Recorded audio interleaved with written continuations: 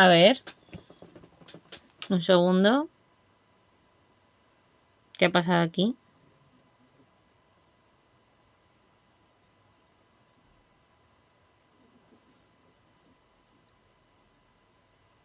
No, no me lo puedo creer. Oh.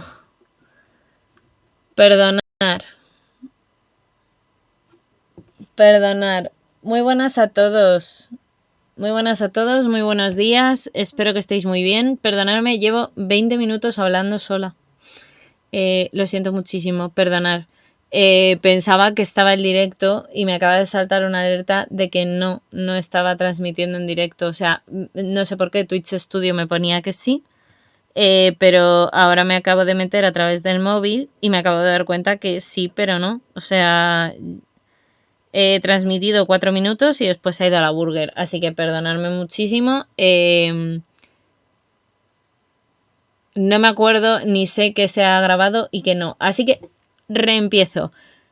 Muchísimas gracias a todos los miembros de Twitter que os habéis ido sumando, que ya somos 2.600 seguidores. Muchas gracias.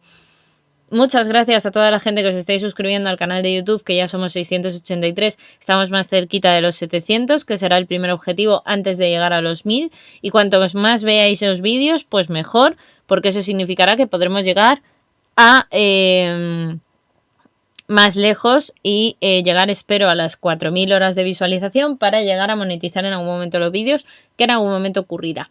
Quería agradecer a la persona que me ha seguido hace 15 minutos, que no, desgraciadamente me imagino no me estaba escuchando, pero muchas gracias a F4T1M4MR, que seguramente será, entiendo yo, Fátima, o supongo. Entonces, muchísimas gracias en cualquier caso por seguirme. Muchísimas gracias a todos también por el directo de ayer. Perdonadme porque ha sido una mañana muy loca y al final, lo he dicho, estoy hablando desde hace como 15-20 minutos sola, lo siento mucho. Y ya está, básicamente lo único que os contaba al principio del directo, que como digo, no sé dónde se ha cortado y tal, era básicamente que hoy teníamos noticias, que hoy íbamos a descubrir nuevas cosas también, y también que el viernes seguramente haré un directo. No sé si me dará tiempo a traeros noticias, pero sí que intentaré contaros un poquito alguna novedad si es que la tengo más clara, y sobre todo lo intentaremos utilizar también para bautizar por fin al cerebro y a la neurona como los emblemas del canal. De paso también, si queréis, os intentaré enseñar, si la cámara lo permite y tampoco se cae, espero, todo lo demás del laboratorio de AMU, que me lo dijo alguien el otro día, que por qué no lo enseñaba un poquito. Y poco más, y haremos un poco de jazz chatting si todo va bien, y poco más. Así que nada, con todo este preámbulo tan largo, vamos a la noticia primera del día, que yo ya me la había leído, pero no pasa nada porque sí, os la leo otra vez y os la comento. La primera noticia de hoy, de todo el noticiero, es que trata sobre algunos edulcorantes, trata sobre nutrición, pero a mí me parece interesante porque, bueno, pues así aprovecho y os comento cositas. Pues bueno, comentan que algunos de los edulcorantes alteran la microbiota intestinal y el nivel de glucosa en la sangre. Esto es lo que ha salido en un estudio reciente. Y parece ser que en principio, pues resulta que según este estudio reciente, la ingesta de los edulcorantes puede tener consecuencias negativas. Puede. Y ahora os comento más en la noticia. Está escrita por Emily Willingham y esta es del 8 de septiembre, pero no podemos dejar de hablar de ello porque precisamente si ayer hablábamos de un páncreas biónico, pues todo este tipo de cosas también siempre es información que nos puede servir no solo para personas diabéticas como yo, sino incluso para cualquiera, ¿no? Hace más de 40 años que la Coca-Cola Light y su edulcorante, el aspartamo, se venden en Estados Unidos. A pesar de ello, la controversia sobre la seguridad de sus sustitutivos del azúcar sigue más viva que nunca. Si bien es verdad que las bebidas dietéticas o lights llegaron a las tiendas en la década ya de 1950, desde entonces se rumorea que estos edulcorantes, a los que hoy día de hecho se han añadido la sacarina, la sucralosa y la stevia, hacen algo más que satisfacer el gusto por lo dulce sin las calorías que aporta el azúcar, pero no ha sido fácil determinar si ese algo más es real o solo una sospecha. Una de las cosas que me he dado cuenta cuando estaba leyendo esto la primera vez, cuando pensaba que estaba acompañada y no sola, hablando conmigo, es que realmente, ahora sí, vale, es que realmente los edulcorantes que yo conozco como diabética, a mí siempre también me habían hablado mucho de la sacarina y del aspartamo como los mejores, y aproximadamente desde 2010 o 2011 fue cuando yo empecé a oír ya hablar de la sucralosa también y de la stevia. La sucralosa es prima hermana de la sacarina y del aspartamo. Parece que tiene menos efectos, es menos azucarada y está menos ultraprocesada, de hecho, de lo que es el azúcar que nosotros consumimos blanca, por ejemplo. Que de hecho se dice que el azúcar moreno también es más natural, por cierto, como curiosidad. Y de la stevia os quería decir que yo hice hace no mucho, de hecho la he hecho hace poquito, hice una publicación precisamente hablando de la stevia y de todo lo que se había utilizado y de lo que se usa para como edulcorante, pues para todo tipo de dulces, especialmente para los diabéticos, porque sí que parece, por las observaciones que se han tenido, que efectivamente pues está mejor, ¿no? Las personas que tienen diabetes tienen una menor alteración en la glucosa y de hecho pues probablemente sí, los diabéticos que son súper sensibles les pasa, y me incluyo yo ahí en ese grupo, pues me imagino que las personas que no son diabéticas también les vendrá mejor la stevia que utilizar un azúcar más procesado, ¿no? Básicamente sería eso. Dicho esto respecto del primer párrafo, para situaros, pues básicamente han hecho un nuevo estudio en el que se analizaron 4 sustitutivos del azúcar en los que se observaron a estos edulcorantes, ¿vale? Estos 4 que os acabo de comentar, no nutritivos por el cuerpo para ver si no es inofensivo o si lo es. Parece ser que no lo es, ¿vale? Que no es precisamente inofensivo del todo. Los resultados del estudio, que fueron publicados el 19 de agosto en Cell, se relacionaron con 2 de las sustancias principalmente, que fueron la sacarosa y la sucralosa, que vieron en el estudio que tenían unos aumentos en los niveles de glucosa en sangre en cuanto a glucemia, que es posible que provoquen también cambios en la microbiota intestinal y que queda por averiguar, no obstante, si esos cambios terminan de ser positivos, negativos o inocuos. De momento no parece, si provocan un aumento en principio en los niveles de glucosa, inocuo no es decir, o sea, neutro no va a ser. Pero es cierto que en el caso de ser inocuo, supuestamente, pues los consumidores de bebidas dietéticas, te ponen aquí, no tendrían que tirar sus latas de refrescos lights. Dylan McKay, que es un profesor adjunto de nutrición de enfermedades crónicas de la Universidad de Manitoba, cuando leyó este estudio dijo que él estaba muy contento de que se hubiese podido llevar a cabo, que estaba muy bien diseñado, pensado y ejecutado como trabajo, porque bueno, él quería haberlo llevado a cabo en varias ocasiones, pero no había podido hacerlo. En el año 2014 se halló un vínculo entre los cambios producidos ya en lo que sería la microbioma, ¿vale? Nuestro microuniverso de bacterias, del cual hemos hablado en varias noticias, y en la glucemia de los ratones, después de que estos ingirieran sustitutivos del azúcar, es decir, utilizando a los 4 miembros que hemos mencionado antes.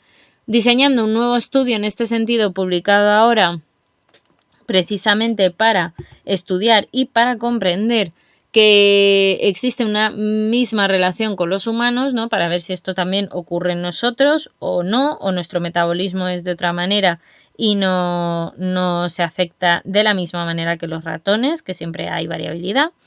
Pues resulta que lo que han observado o lo que han visto, o lo que han hecho, mejor dicho, para probar esto, ha sido seleccionar a participantes de un primer grupo compuesto por 1.375 personas y descartaron a aquellos que habitualmente tomaban edulcorantes no calóricos. Es decir, si tú ya tomas stevia de toda la vida, pues no tiene sentido, ¿no? Algunos lo habían hecho sin saberlo a través de proteínas en polvo, de chicles o aperitivos o incluso en postres bajos en azúcar. Es cierto que cuando cogemos cosas bajas en azúcares, normalmente ya llevan estos sustitutivos. Por ejemplo, los chicles sin azúcar es raro que no lleven la sacarosa. Sacarosa, de hecho, la sacarina, perdón, y el aspartamo suelen ser los más comunes que yo haya visto. En alguno ahora ya se empieza a utilizar también la stevia, pero sobre todo quizá los más comunes sean la sacarina y el aspartamo. Los 120 elegidos fueron repartidos en 6 grupos, ¿vale? De todos los que iban a participar en el estudio. Y los participantes se dividieron en 4 grupos en los que consumieron los sobres que contenían a los 4 edulcorantes analizados y en cantidades, eso sí, inferiores a la ingesta diaria recomendable. Es decir, que se intentó que alterara poco. El resultado no eran grandes cantidades. Pero luego pusieron también un 5.º grupo al que se les dio el complemento, pero sin azúcares de este tipo, ¿vale? Era una cantidad, digamos, de placebo. Y otro grupo al que no se les dio absolutamente nada, para poder tener un grupo control y un grupo placebo y tal. Y durante las 2 semanas que duró el estudio, pues lo que observaron es que los participantes que ingirieron en el edulcorante o el relleno asignado, dependiendo de cada caso, estuvieron esas 2 semanas haciendo el estudio y se les practicaron también, mientras tanto, pruebas orales de tolerancia a la glucosa. Las de tolerancia a la glucosa medían la respuesta del cuerpo al azúcar y se suelen utilizar para diagnosticar algunas formas de diabetes, incluso, por ejemplo, la diabetes gestacional. Es una botellita muy concentrada de azúcares que le dan normalmente a las madres para ver su respuesta al azúcar y cómo lo gestionan y cómo lo gestiona su propio cuerpo, principalmente con el objetivo de poder saber si pues eso, sufren una diabetes gestacional o no, por ejemplo. También en algunos casos de diabetes tipo 2 se ha llegado a utilizar y en cositas así.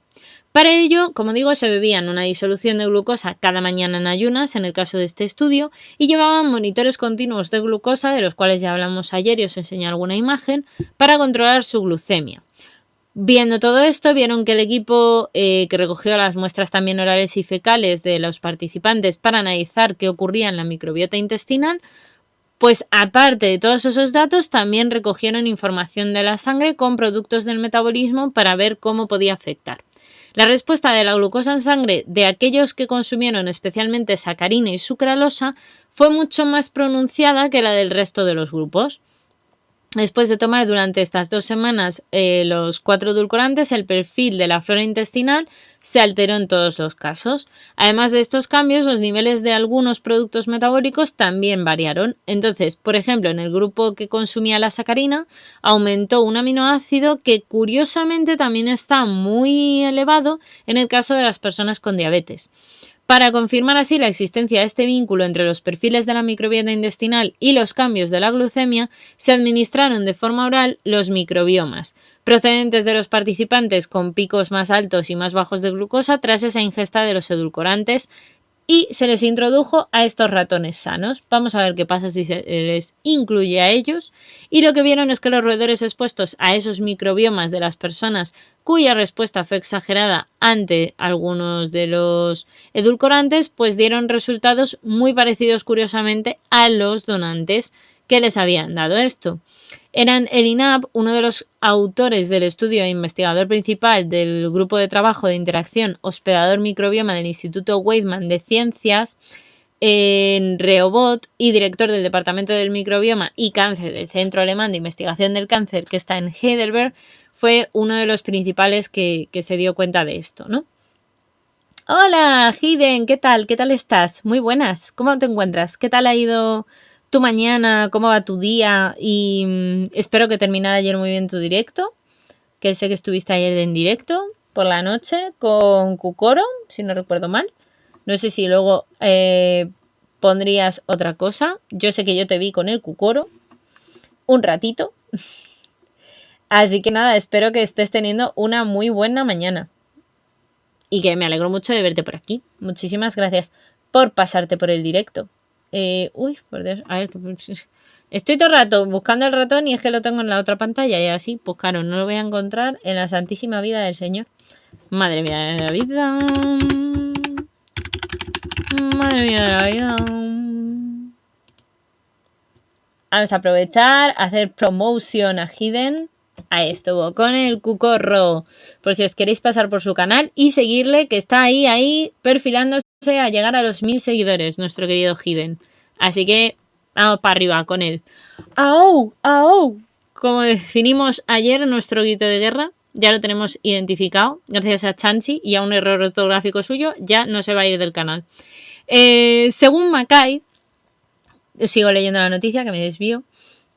De nada, Hiden, un placer. La parte del artículo en la que se aplicaba el procedimiento y cómo se ha aplicado, por lo visto, es bastante interesante. Está, como os decía antes, muy bien hecha.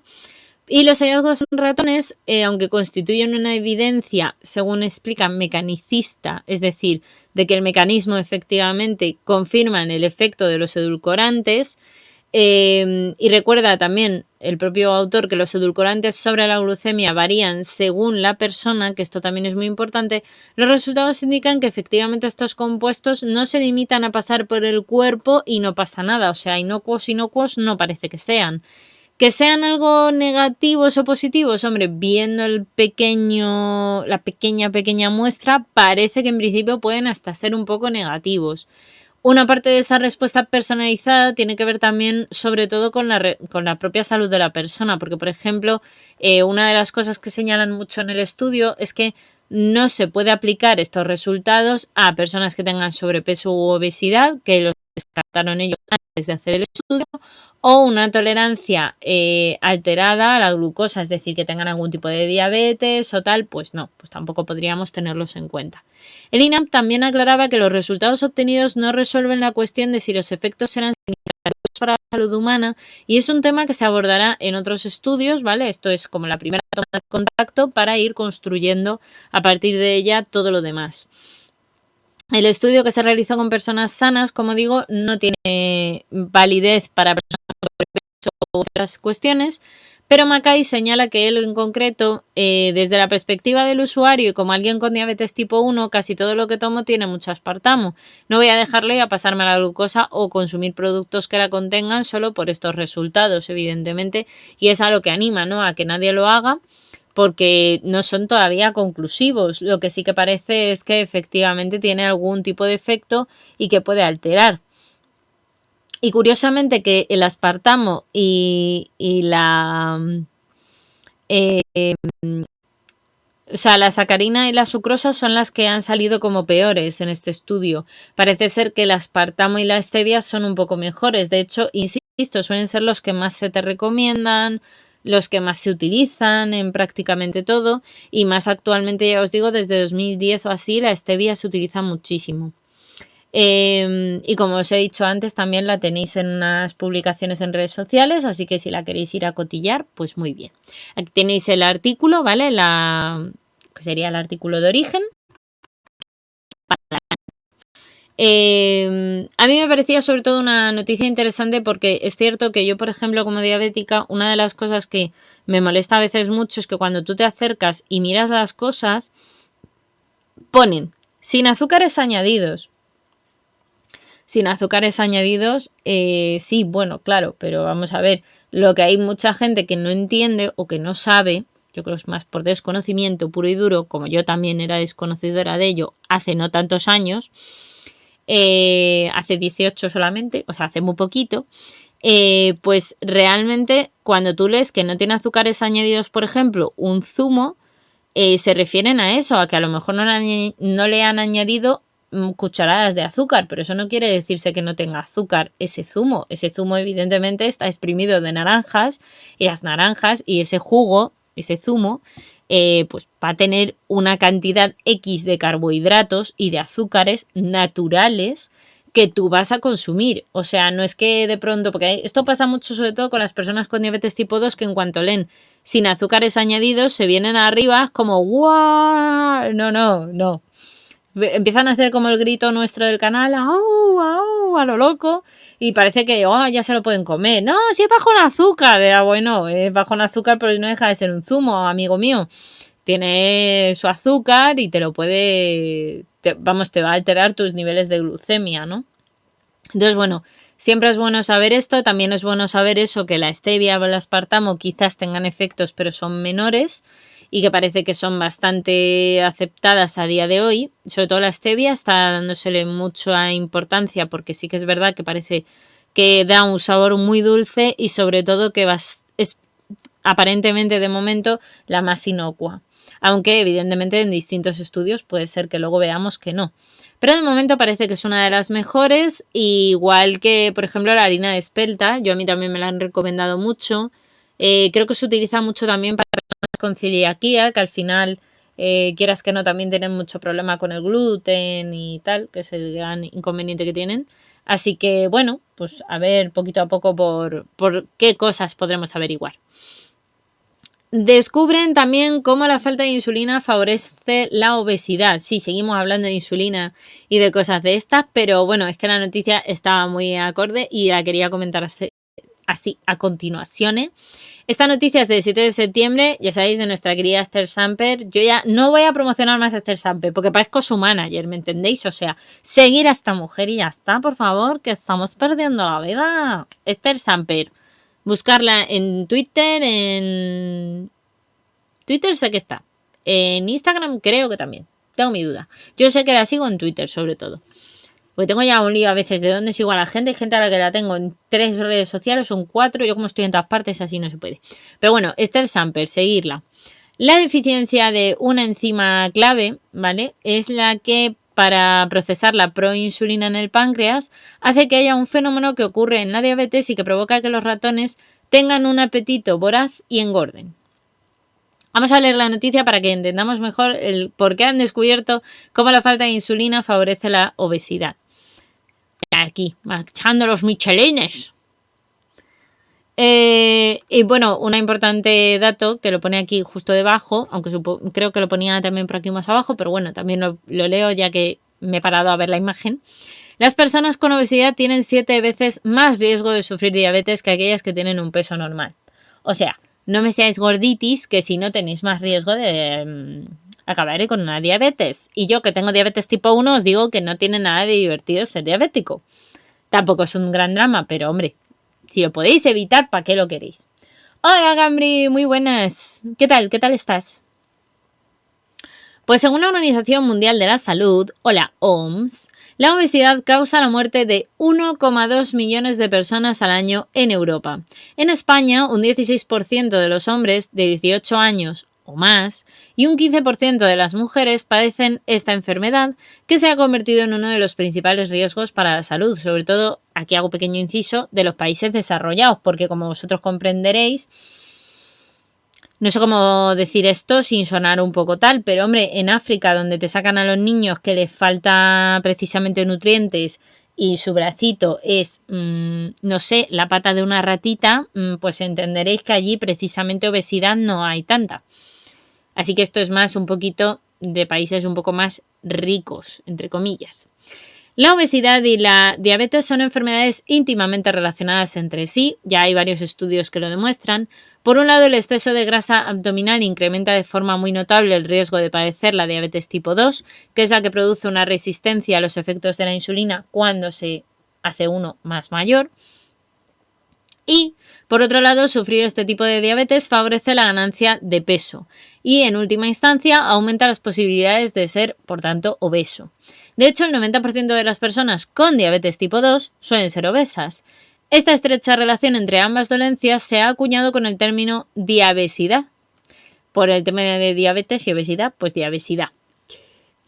Los mecanismos implicados en el círculo vicioso que se da entre la obesidad y la diabetes no se conocen todavía del todo bien, aunque un nuevo estudio cuyos resultados se han publicado en la revista Nature Communications arroja información importante sobre este fenómeno. Hay investigadores de las universidades, como por ejemplo de Basilea y de Zúrich, que han descubierto que la deficiencia en el páncreas de una enzima, concretamente de la prohormona convertasa 1,3, la PC1,3, o un tercio, provoca obesidad en los ratones. Y resulta que esta enzima está implicada en el procesamiento de múltiples hormonas, entre ellas de la proinsulina, es decir, la precursora de la que luego va a ser la hormona de la insulina. En los islotes pancreáticos de las personas con diabetes o con prediabetes, la antesala de la diabetes, dicho sea de otra forma, que es ese estado metabólico en el que se empiezan a detectar ya los niveles de glucosa en la sangre más elevados de lo normal, se detectan estos valores bajos de la enzima, es decir, que cuanto más tengo yo arriba el azúcar o la glucosa en mi sangre, es que entonces esta enzima está empezando a escasear. Y claro, como consecuencia se produce un incremento de los niveles de la proinsulina con respecto a los de insulina. Y si solo tenemos el precursor pero no la enzima activa, pues no sirve para nada. Así que el mal funcionamiento de la citada enzima puede provocar la aparición de graves trastornos endocrinos. En particular, la deficiencia del PC1/3 o 1,3 puede alterar la conversión de la proinsulina en insulina y la hormona que actúa sobre estas células para que las capten la glucosa. Ya os comentaba ayer que la insulina es la llave que abre las puertas celulares para que la glucosa pueda entrar y podamos utilizarla como energía. Así pues, además en ratones se han observado que la falta de esta enzima de la PC1,3 provoca sobrepeso y muchísimo apetito, como si no te terminaras de llenar nunca. Ya vimos ayer que había un centro en el cerebro, un núcleo de células concretas en un lugar concreto del cerebro llamado el centro del apetito y que es súper importante porque nos dice, oye, que ya estoy lleno, por favor, paremos de comer, que ya no podemos comer ya nos hemos comido 3 bandejas del buffet, no podemos comer 4, ya es demasiado. Entonces, para ese tipo de cosas es para lo que necesitamos ese centro en el cerebro. Pero también es cierto que antes de esta investigación que os estaba leyendo ahora, se pensaba que dichos efectos se debían a una falta de activación de las hormonas de la saciedad, precisamente. Sin embargo, los autores han comprobado que no es así.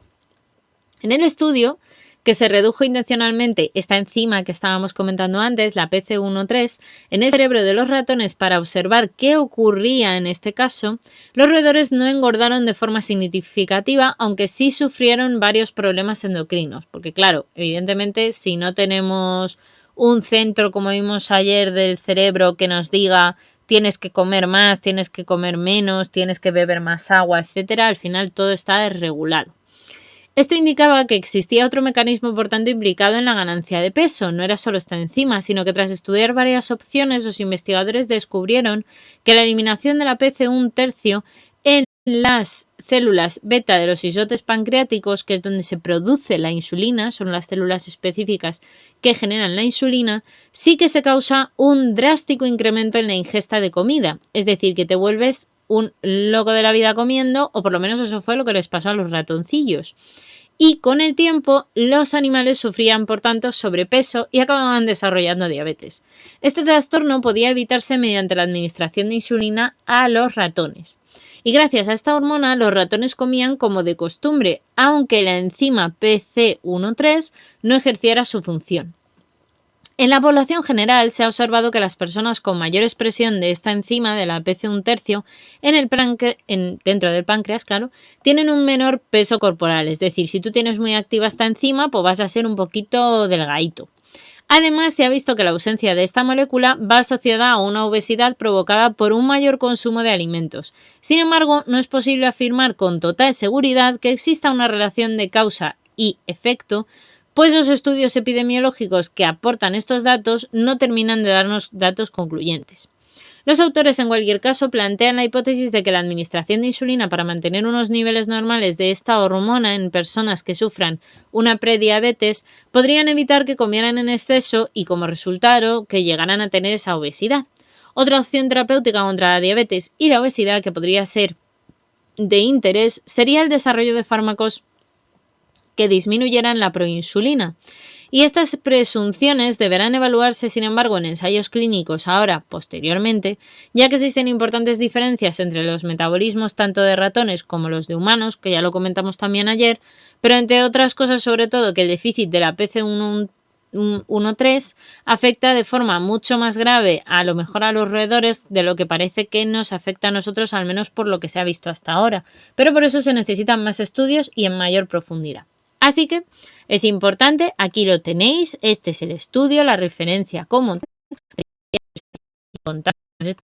maravillosas, porque hay que aprender siempre de todo lo posible en cuanto se trate a una enfermedad y sobre todo, no solo por enfermedad, sino por tantas enfermedades que al final interconectan, ¿no? La diabetes, procesos endocrinos a veces que van asociados a una prediabetes, la obesidad que también al final se vincula, la diabetes tipo 2 que está tan común. Entonces, bueno, estás de lux, me alegro. Y usted, pues estoy bien. He tenido una mañana un poco ajetreada, pero no me quejo. Bien, quitando que soy medio lela, estaba aquí hablando como 15 minutos yo sola porque no me había enterado que mi directo se había cortado. Bueno, pues, es que Twitch Studio me ha hecho una cosa muy rara, no pasa nada. Pero bueno, no pasa nada. Estamos aquí ya en directo, estamos todos bien. Es lo importante. Vale, las encuestas son una cosa que se inventaron con tal de demostrar algo. Y eso lo sabe el 14% de la gente. Exactamente, los Simpsons siempre nos han dicho que las encuestas, nada. No, pero es cierto, esto al final sí que son datos de diversos estudios, de diversas encuestas varias. Y sí que es cierto que al final hay más riesgo normalmente. De hecho, yo recuerdo haber leído hace no mucho, de hecho, que si tienes diabetes tienes propensión a tener todas estas enfermedades y te empiezan a poner de todo, desde problemas cardiovasculares, respiratorios. Bueno, parece que te vas a morir si tienes diabetes, ¿no?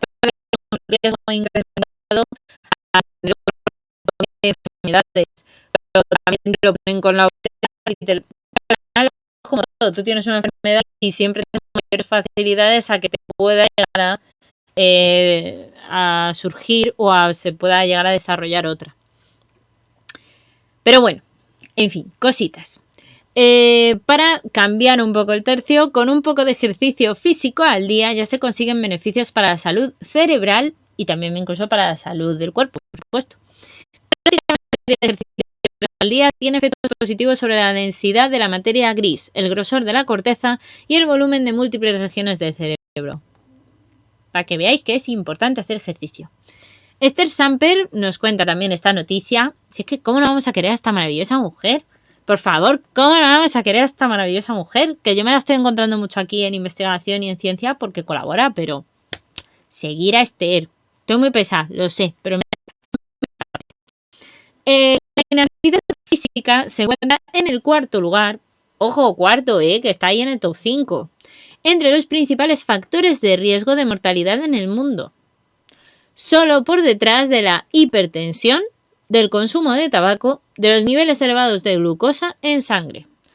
Ojo. Además, estas han ido de menos a más. Es decir, la hipertensión es uno de los grandes problemas del mundo. Creo que es la number one. La number two es el consumo de tabaco, porque al final está asociado con el cáncer de pulmón y con un montón de cánceres. Y niveles elevados de glucosa en sangre, porque evidentemente la diabetes al final es una enfermedad que, como os digo, se interconecta con otras muchas y puede llegar a dar pues bastantes problemas de salud, sobre todo si no se cuida y no se controla bien. Así que aquí está, la inactividad física está en el cuarto lugar. Por favor, con la cantidad de otras enfermedades que hay en este mundo, ¿qué hace esto siendo la cuarta? Pues porque estamos tendiendo al sedentarismo y eso no es sano. La Organización Mundial de la Salud, o la OMS, estima que 3,2 millones de muertes al año, el 16% de todos los fallecimientos se producen a causa de una vida sedentaria. España es precisamente uno de los países más sedentarios de Europa Occidental. Yo soy de España, vergüenza sobre nosotros, vergüenza sobre nuestras vacas y vergüenza sobre nuestras familias, como diría Musu. Y según el Eurobarómetro de 2018, de hecho, el 46% de los encuestados del país no practicó ningún deporte en el 2017. Así que vamos un poco mal. El ejercicio físico tiene sus beneficios para la salud física y mental, pues reduce el riesgo de sufrir múltiples dolencias, como varios tipos de cáncer, diabetes, porque al final, como acabamos de ver en la noticia anterior, si yo hago ejercicio, no me voy a convertir en una persona obesa. Si no me convierto en una persona obesa, es más difícil que desarrolle diabetes. Todo va relacionado. Evidentemente, las enfermedades cardiovasculares, porque si yo hago ejercicio, el sistema del corazón y todos los vasos, todo lo que tenemos que dilatar y contraer los vasos sanguíneos para nutrir los músculos, pues al final todo esto es muy beneficioso y entonces nos va a mejorar a nivel cardiovascular. La ansiedad, la depresión, que son problemas ya un poco más incluso de salud mental. Así que contribuye al bienestar general y a tener un peso pues saludable. Además, la actividad física también ayuda a frenar el deterioro cognitivo, según algunos estudios últimamente, y disminuye también el riesgo, por lo visto, de tener Alzheimer y otras demencias cuando ya somos mayorcillos. Y la protección frente a estas enfermedades neurodegenerativas se produce a través de esos mecanismos tanto directos como indirectos. Aunque los efectos positivos de la actividad física sobre la salud tanto cerebral, son claros, existen cuestiones sin respuesta a este ámbito. Por ejemplo, la primera pregunta que nos podría surgir: ¿qué cantidad de ejercicio es suficiente para obtener esos beneficios? ¿Cuánto tengo que correr? ¿8 kilómetros? ¿20? ¿50? ¿Cuánto? ¿Qué áreas cerebrales se supone que se benefician más de esta práctica deportiva? Porque a lo mejor, oye, mira, pues yo es que ya juego mucho a la petanca y juego mucho al ajedrez, entonces yo qué sé, pues a nivel de esto, pues yo ya hago ejercicio, ¿no? De alguna manera. Entonces no necesito igual hacer tanto ejercicio físico. Y así, una reciente investigación nos ha llevado a algunos resultados que se han publicado en la revista Neurology, que aportan información relevante y novedosa sobre cómo el ejercicio físico diario influye sobre las estructuras de diferentes áreas del cerebro. En el estudio realizado por científicos de la Universidad de Bonn, se dice... Uy, madre mía, de Bonn, por favor. Bueno, se hizo un seguimiento de la actividad física de 2.550 participantes, ojo, mucha gente, de entre 30 y 94 años de edad. Para ello, los voluntarios llevaron en los muslos acelerómetros durante 7 días, ¿vale? Estos aparatos, que registraban básicamente la cantidad de ejercicio que realizaban, fue como un medidor del número de pasos y de horas con consumos metabólicos referidos o específicos según el tipo de actividad. Y la intensidad, pues por ejemplo, si estaban en reposo, en ejercicio ligero, moderado o intenso. Además, para ver los efectos del ejercicio sobre el cerebro, examinaron en imágenes de resonancias magnéticas diferentes parámetros como la densidad de la materia gris, compuesta por los cuerpos de las neuronas, ¿vale? Esto es lo que denominamos materia gris.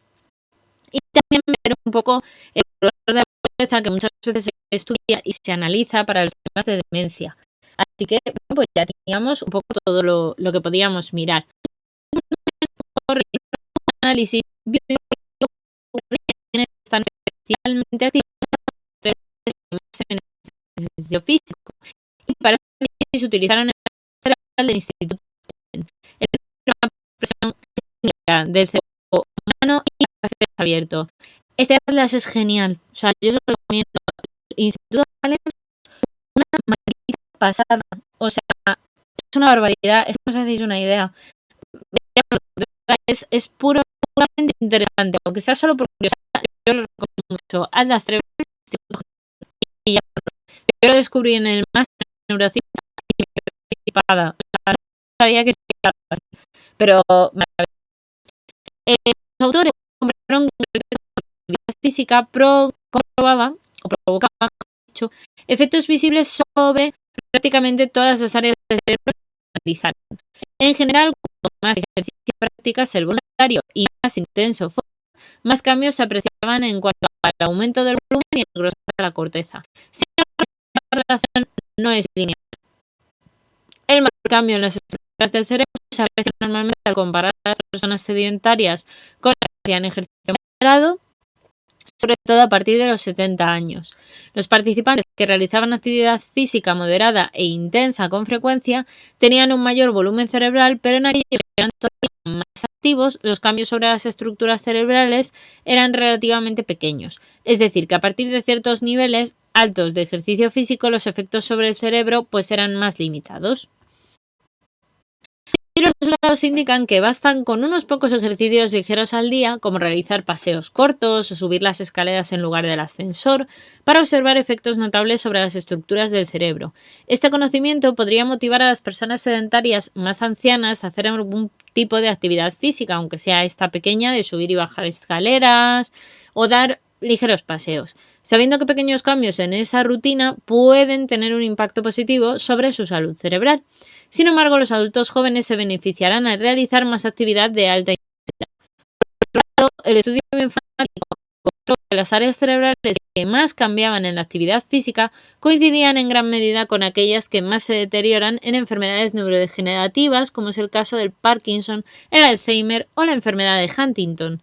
Estas regiones presentan abundantes mitocondrias, que son los orgánulos que están dentro de las células, por lo que se encargan principalmente del metabolismo celular. Son las que nos permiten que haya respiración celular, que haya obtención de energía y otros procesos que si queréis saber más en profundidad porque no os acordáis, os recomiendo que os vayáis al canal de YouTube, que ahí hay muchos vídeos en la sección de la lista de bioquímica y allí podéis aprender mucho más, y también incluso en los de histología animal, que también está explicado un poquito toda la célula animal, el por qué es importante las mitocondrias y todo esto, por si acaso. Así que bueno, los investigadores básicamente se dieron cuenta de esto y tienen un metabolismo lógicamente mucho más intenso en regiones donde hay más mitocondrias y necesitan un mayor aporte energético a partir de la circulación sanguínea y por tanto necesitan más glucosa. No sé si lo he dicho alguna vez, pero el cerebro consume el 20% de los azúcares que nosotros comemos. Es decir, si tú estás comiendo un cacho de tarta, el 20% de esa tarta, de todos esos azúcares que hay ahí, el cerebro se lo va a consumir. O sea, el cerebro, proporcionalmente con respecto a todo el cuerpo, es quizás el órgano, sin lugar a dudas, que consume más glucosa con diferencia. O sea, es una barbaridad. Para todo lo que tenemos en el cuerpo y todos los órganos, es sorprendente que consuma tanto. Pero también es cierto que el cerebro requiere de muchas sinapsis, requiere de muchos neurotransmisores, formación de hormonas, comunicaciones continuas y constantes 24/7 sin parar desde el momento en que nos empezamos a desarrollar hasta que nos morimos, así que evidentemente pues también tiene cierto sentido. En cualquier caso, los investigadores plantean la hipótesis de que quizás esto explique el efecto neuroprotector de la actividad física frente a estas dolencias cerebrales, ya que durante la práctica de ejercicio físico, la circulación del cerebro pues, se ve favorecida en estas áreas, porque tenemos que estimular precisamente esa comunicación. También es una cuestión lógica porque pensemos que para poder mover las piernas para andar o para correr o para hacer cualquier tipo de deporte necesitamos tener todo el sistema motor súper activo. Y claro, parece que no, pero todo el sistema motor, ¿por quién está controlado, amigos? Pues por el cerebro que está ahí consumiendo, evidentemente, toda esa comunicación que tiene con todos los músculos para que nos movamos bien, para que no nos caigamos, etcétera, pues todo eso es súper importante. Y finaliza la noticia diciéndoos el último párrafo. Aunque los hallazgos del estudio son relevantes, cuenta con importantes limitaciones. En primer lugar, no es posible saber a largo plazo qué efectos tienen diferentes niveles de ejercicio físico sobre las estructuras de diferentes regiones cerebrales.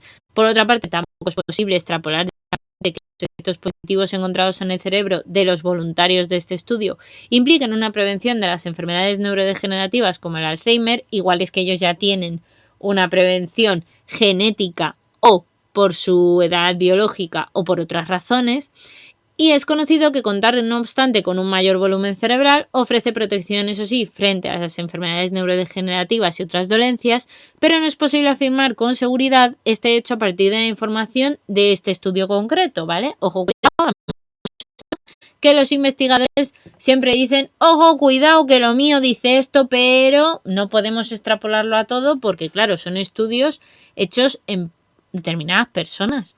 No está generalizado, no hemos hecho una cohorte de todo el mundo. Otra cosa es que imaginaos, este estudio lo han hecho en Estados Unidos, otro te lo hacen en Europa, otro te lo hacen en China, otro se hace en Rusia y de pronto hagas una recopilación de todos esos estudios. Entonces, bueno, podríamos medio hacer una extrapolación. Pero se necesitan esos estudios de muchas cohortes, de muchas acciones.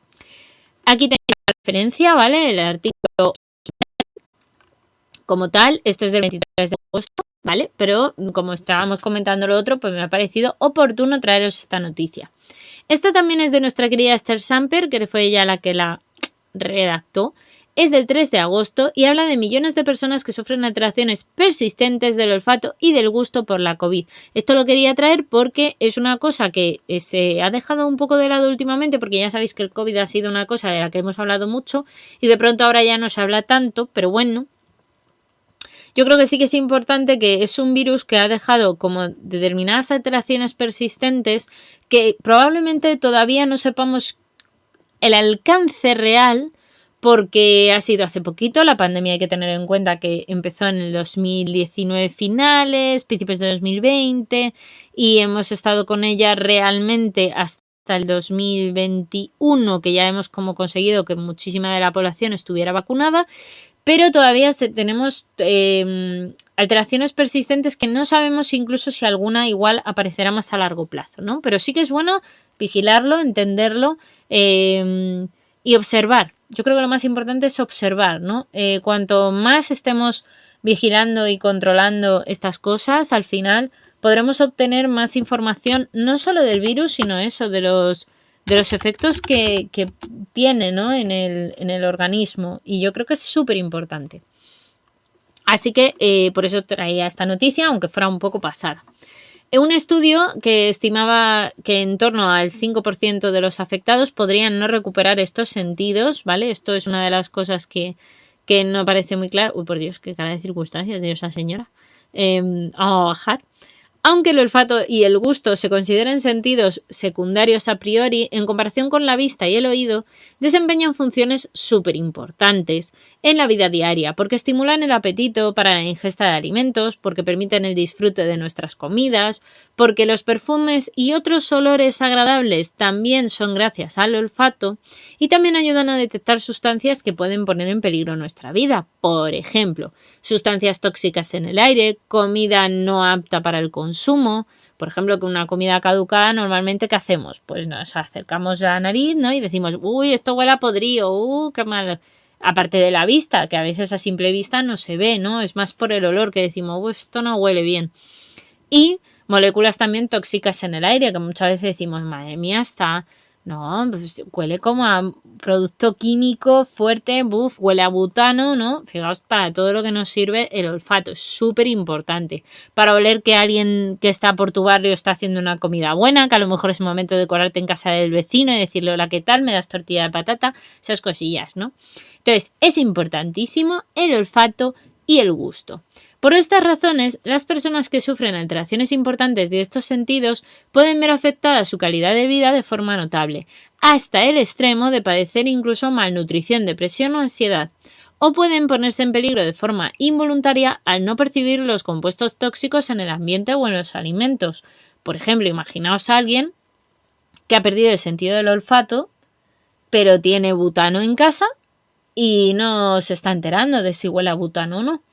Pues claro, eso es súper peligroso, porque no es solamente que esa persona vaya a sufrir peligro por el butano en el ambiente, sino que incluso las personas que convivan alrededor o con él, pues o con ella, pues evidentemente van a ser un problema. Entonces, hay que tener mucho cuidado con estas cosas.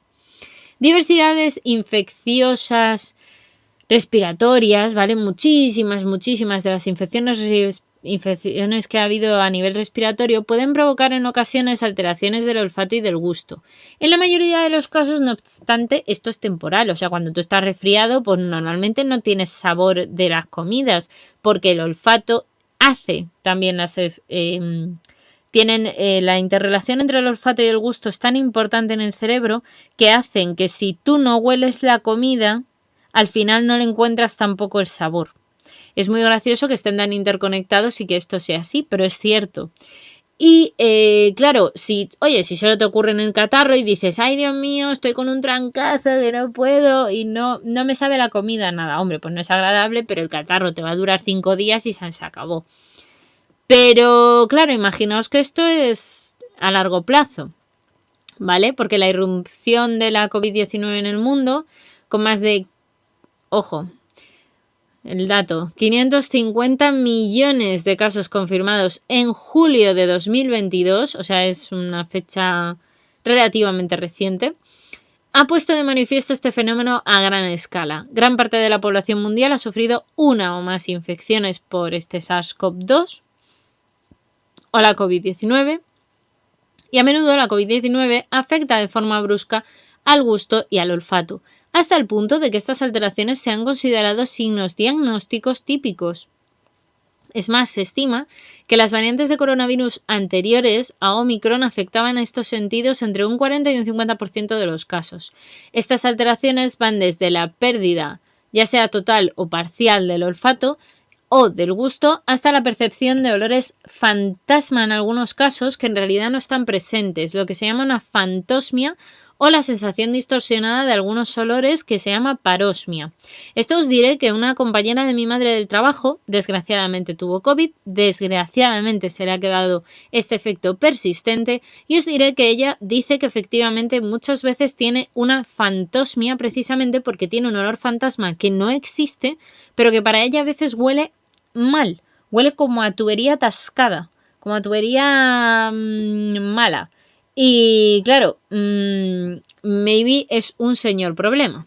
A pesar de que numerosas personas han sufrido diversos problemas de olfato y de gusto por la COVID-19, persisten numerosas incógnitas sobre cómo evolucionarán a largo plazo y se determinaron incluso recuperando estos sentidos en todos ellos o en un porcentaje de pacientes se mantendría de forma crónica dicha afección. Esa es la gran pregunta, ¿no? Si se terminarían recuperando los sentidos o si se va a mantener ya de manera crónica.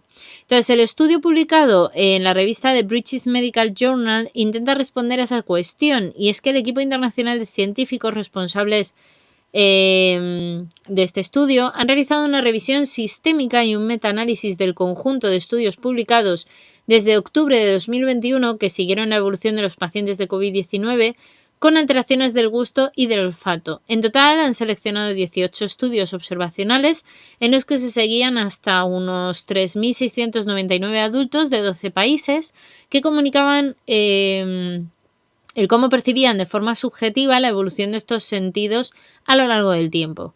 4 de los estudios se realizaron en el ámbito comunitario y 14 de ellos en hospitales. A partir de estos datos, los autores han creado un modelo matemático para predecir el porcentaje, por tanto, que las personas que podrían recuperarse y cuántas personas podrían tener esta afección de los sentidos de por vida o de manera crónica.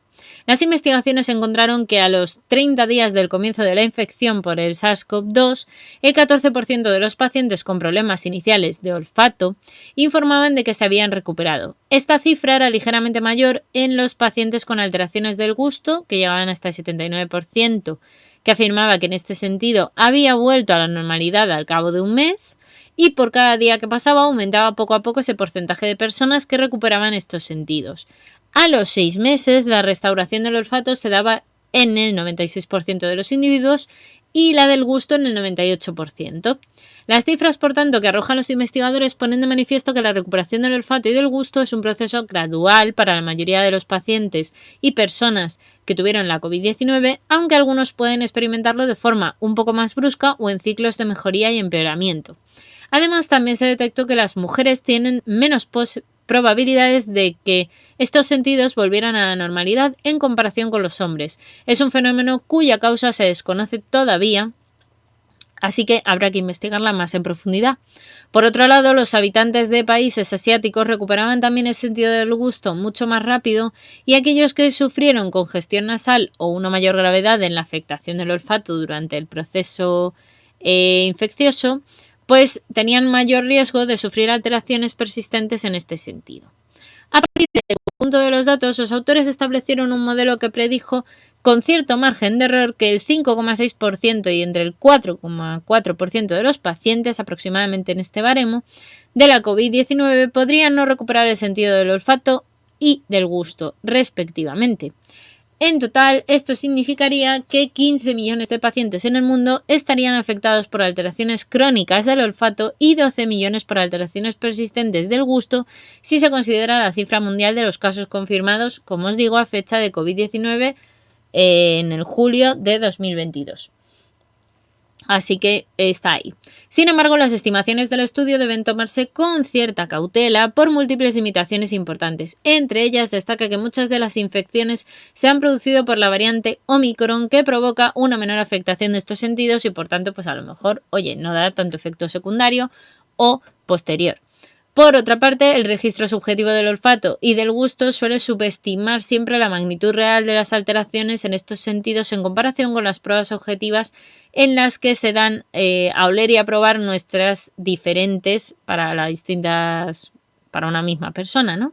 En cualquier caso, las cifras que arroja este estudio indican que existe una cantidad importante de personas con afectaciones crónicas del gusto y del olfato dentro de la variable sintomatológica asociada a la COVID persistente. Y por ahora, aunque el entrenamiento olfativo es la única intervención médica que cuenta con el respaldo científico para tratar estas alteraciones de los sentidos tras este tipo de infecciones respiratorias, desde luego el paso de los años determinará qué eficacia tiene este enfoque para los pacientes afectados por la COVID-19 y cuántos podrán finalmente recuperar estos sentidos tanto del olfato como del gusto. Lo que sí que se sabe, y esto os lo digo yo porque lo leí en otras noticias en otros momentos, que parece ser que efectivamente todo esto surge porque el COVID, aunque no se sabe todavía 100% cómo, ha alterado por lo visto también a nivel nervioso y a nivel del sistema nervioso, por tanto, algunos de los puntos del cerebro. Entonces, creo que es un virus que es tan nuevo que todavía tenemos muchísimo por descubrir al respecto, tanto de los efectos que pueda llegar a dejar de manera persistente como de todo lo demás. Así que, bueno, pues a ver dónde acabamos dilucidando más cosas en este sentido. Pero bueno, yo eso quería comentar porque me parecía importante. Y el sentido del tacto se puede perder. Hombre, muchas gracias por seguirme, Leoemar. Muy buenas, muy buen día. ¿Qué tal estás? Bienvenido o bienvenida al directo. Y que nada, que espero que aprendas y disfrutes mucho. Bienvenida al grupillo. Qué bien, una personita más. Chachi. Estupendo. Permíteme un segundo que beba agua, que me muero. Pues mira, hablamos un poquito de, especialmente yo hablo sobre todo de biología, que es de lo que más sé y de lo que estudié, de neurociencia, como ves por aquí de medicina, porque al final está un poquito relacionado, pero también hablamos de cositas de medio ambiente, un poquito de especies, evolución, paleontología, hablamos de ciencia, toda la que se pueda. Ayer estuvimos hablando también de algunas noticias, por ejemplo, de la NASA, así que hablamos un poquito de todo. Más o menos, así por encima. Sobre todo estoy intentando hacer directos ahora más relacionados con noticias, así que sí, estuve hablando hace poco sobre el Artemis, sí, justamente, y sobre el DART también. Esta misión que han hecho para que se chocara contra un supuesto asteroide que había por ahí para ver si le conseguían cambiar la trayectoria y tal. Esto lo estuvimos hablando justo ayer. O sea que sí, ya te digo, hacemos un poco de todo. Hacemos una mezcla y tal. Antes de haber saludado aquí a Leo, sí, exactamente. Sí, de 160 creo que ponía la noticia de ayer. Es una pasada. No sé yo... Ya nos iremos enterando, supongo, de los resultados de tal experimento y a ver dónde acaba. Pero sí, es bastante curioso. El sentido del tacto se puede perder, que me lo ha preguntado Ambrinos, con un XD muy largo. La verdad es que sí y no. El sentido del tacto es muy complicado, porque claro, el sentido del tacto abarca toda la piel de todo el cuerpo. O sea, es muy complicado.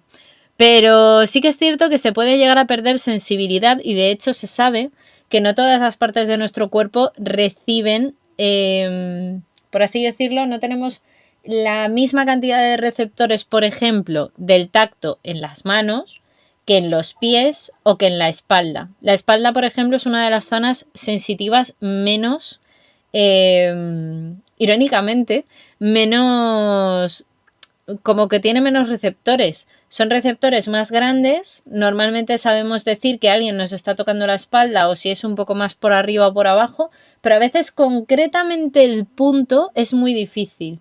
En cambio, si te lo hacen en una mano o te lo hacen en otras regiones del cuerpo, aparte, considerando que no lo veas, ¿vale? Vamos a olvidar que lo veas, ¿vale? Y en plan de que lo hagas a ciegas, que tú no lo veas, entonces sí que sería ahí importante. Pero sí, es curioso, es muy, muy difícil.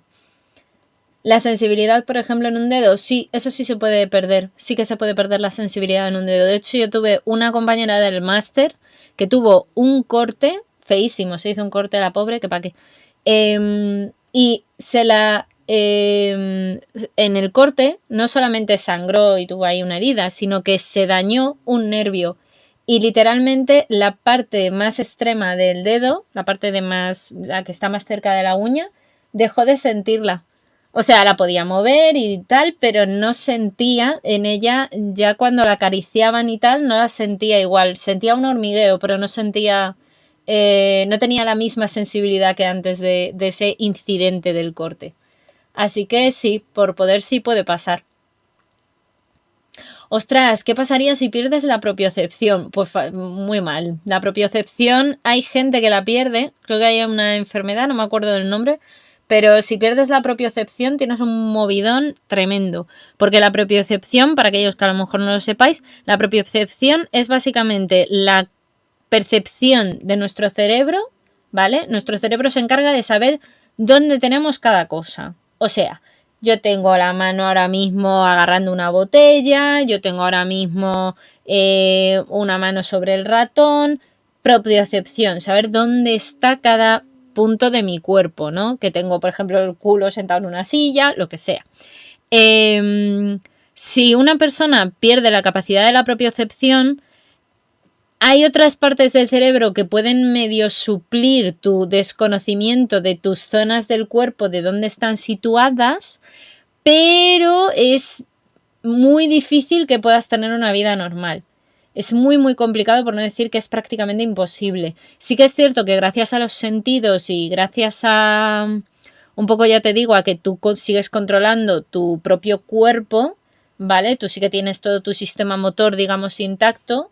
Entonces sí, podrías realmente moverte y aprender a fingir, entre comillas, que tienes propiocepción, pero es muy, muy complicado. La gente que tiene este tipo de problemas lo tiene fastidiadísimo. No tengan un buen día. Hombre, hola a los Tintec, hola a la cocina de Sanji, muy buenas a los dos. Tengan un gran día. ¡Ué! ¡Au! ¡Au! Así que sí, la verdad es que sin propiocepción yo lo veo difícil, Leo? Lo veo difícil. Sería como mover el mouse invertido. Sí, sí, algo así. La verdad es que es un muy, muy, muy buen símil. Yo creo que sí.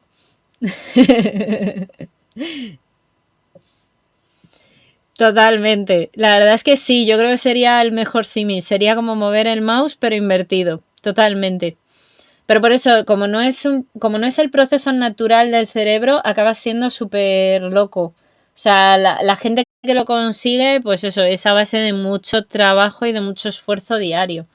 Es muy, muy complicado. El problema es que tampoco tiene realmente cura como tal. O sea, ¿cómo corriges algo que se ha desregulado de esa manera en el cerebro? Y además el cerebro que, por suerte o por desgracia, se conoce tan poco, aunque cada vez conocemos más, pues no se conoce tanto. Sí que sí, es complicado, ¿eh? No te creas que tienes o aquel. Las preguntas que habéis hecho están muy bien hechas. Son cosas que son para planteárselas. Pues mirar, que nos decía Leo de qué hablábamos. Pues mirar, ahora tenemos una noticia que habla de una nueva técnica de bioingeniería que permite crear tejidos cardíacos más funcionales. Esto es muy chulo, veréis. Hay una inyección de nanofibras en combinación con el flujo de aire rotatorio que es capaz de generar estructuras más similares a las del corazón humano. Y esto vosotros diréis, ¿cómo? A ver, el corazón humano es a grandes rasgos un tubo muscular, como dicen aquí en la noticia, enrollado como si fuera de forma muy helicoidal, parecida a la estructura del ADN, pues algo así, ¿vale? Y a su vez está enrollada como una toalla sobre sí misma. Al final es un poco un gurruño, para entendernos. Este plegamiento, que es muy particular y que tiene el corazón y que se produce por una rotación y torsión, tiene lugar durante la fase embrionaria, es decir, cuando nos estamos desarrollando dentro de nuestras madres, pues se nos va formando este corazoncito que todos tenemos y es determinante en el bombeo eficiente de la sangre para todo el organismo. Es decir, necesitamos que el corazón funcione para que bombee la sangre y sea el motor que es tan maravilloso y tan potente. La mayor contribución del cardiólogo español, que se llama Francisco Torrent Guasp, fue precisamente el descubrimiento y la descripción del característico enrollamiento de los músculos de los ventrículos del corazón. Os recuerdo que las aurículas están arriba, ¿vale? El corazón, 4 cámaras, ¿vale? Como 4 compartimentos. Los 2 de arriba son las aurículas, los 2 de abajo los ventrículos, ¿vale? Aquí esto serían las aurículas, arriba, esto es las venas por aquí y tal, las arterias. Y esto de aquí abajo, que es lo que tiene normalmente también más fibras musculares, los ventrículos. ¿Vale? Entonces, bueno, pues este señor contribuyó a lo de los ventrículos del corazón y su trabajo lo convirtió en uno de los científicos más relevantes en la investigación de la anatomía y estructura del corazón hasta el punto de ser candidato al premio Nobel. Ojo, ojo, ojo. Esta peculiar organización del corazón, con múltiples capas de músculos que se alinean de manera tan helicoidal, como os digo, tan enrolladita, en diferentes ángulos, por cierto, supone todo un reto para la creación de un corazón bioartificial que sea del todo funcional en el ser humano. Es decir, intentar hacer una copia de lo que la madre naturaleza creó, pues es básicamente muy complicado. Las técnicas usadas en la última década cuentan con importantes limitaciones a la hora de recrear esas estructuras helicoidales de este órgano. Por un lado, con las impresiones en 3D, que esto se utiliza ahora mucho, es posible que se consiga, ¿no?, un gran control de la forma del tejido y el órgano. Pero el proceso de fabricación de esas estructuras tan complejas a un nivel microscópico es muy difícil y sobre todo es muy lento. Y por otro también, el otro problema que hay es que el electrohilado es posible también que se defina en esa precisión de diferentes características de las fibras. Es decir, la precisión que tiene el corazón para poder hacerlo es muy complicada, pero muchísimo. Y las fibras que sean capaces de contraerse como si fueran un músculo, con toda la fuerza, con toda la perfección que lo hace la madre naturaleza, es que es muy complicado. Pero no su organización en 3D, que esto es lo complicado, ¿no? El transmitir eso a la forma 3D. Así que un grupo interdisciplinar de investigadores de la Universidad de Harvard ha presentado al mundo esta nueva técnica más avanzada de crear estructuras con una mayor similitud al esqueleto fibroso, ¿vale? Al esqueleto que tendríamos en lo que llamamos la matriz extracelular, una matriz que va alrededor de las células y que ayuda también en parte a que haya esas fibras tan importantes que decimos del corazón. Y su trabajo, que se ha publicado en la revista Science, donde se muestra con detalle el funcionamiento y el potencial de este método para generar esas estructuras cardíacas, tienen un método que supera las limitaciones de otras técnicas. Este sistema de fabricación, que recibe el nombre de hilado mediante flujo de aire rotatorio dirigido, o EFRJS, si lo decimos en inglés, recuerda hasta cierto punto al que se empleaba en las ferias para hacer el algodón de azúcar, ¿vale? Porque es bastante parecido. Los científicos inyectan fibras de polímero, ¿vale?, mediante un motor a gran velocidad a partir de un depósito en donde se encuentra este material en una solución líquida. Es decir, lo que utilizan es un polímero, que por cierto, me lo acaba de preguntar Leo. Mira, Leo, lo que utilizan, según explican aquí, es un polímero, ¿vale?, que cuando el polímero sale del depósito a través de un orificio diminuto, lo solidifican para que tenga esa forma de fibra y acabe siendo algo consistente. Los polímeros normalmente son básicamente formaciones que hemos simulado en laboratorios, pero que están hechas para copiar lo máximo posible a lo que sería básicamente una molécula natural. Lo que pasa que es artificial, ¿vale? La hemos creado nosotros. Entonces se utilizan polímeros. En este caso, teniendo en cuenta que va a ser por el corazón y tal, pues seguramente lo que han intentado crear sean, pues eso, como explican, ¿no?, fibras muy parecidas a las musculares, que esto sí que se ha conseguido hacer, y a partir de ellas, con el polímero, pues crean unas fibras copias, digamos, para poder hacerlo en las máquinas de 3D. Asimismo, cuando utilizan, como digo, el polímero que sale del depósito a través de un orificio diminuto y se solidifica en forma de fibra por la evaporación del propio solvente que utilizan, hay un potente flujo de aire dirigido que permite orientar en cada momento que las fibras que salen y que se depositan en ese molde, ¿no?, en esa estructura, pues se pueda controlar un poco la voluntad de la producción de esas fibras, tanto en el plano vertical como horizontal, y poder intentar colocarlas para que podamos casi recrear un corazón, ¿no? Que al final es el objetivo. Con esta técnica los científicos pueden controlar diferentes parámetros de esas fibras, como el diámetro, ¿vale? Es decir, tanto a nivel micrométrico como nanométrico, y la alineación y la disposición que coja en ese modelo de 3D. Además, al girar el colector y cambiar el ángulo, también pueden depositar las fibras y es muy posible simular la organización helicoidal de esas fibras musculares que tiene nuestro corazón de manera normal. Para demostrar así el potencial de este método, los autores crearon muestras de tejidos de diferentes tamaños y complejidad, así como también distintas estructuras de corazones, desde el esqueleto fibroso de un corazón humano al tamaño real hasta las estructuras de los ventrículos compuestos por una sola capa, y de corazones también, ojo, de rata, de gato, de humano y ballena enana. Ballena enana de una de las ballenas más pequeñas del mundo. Además, generaron estructuras muy complejas de ventrículos con 3 capas para mostrar el grado de precisión que posee este fenómeno a la hora de alinear las fibras y organizarlas en 3D.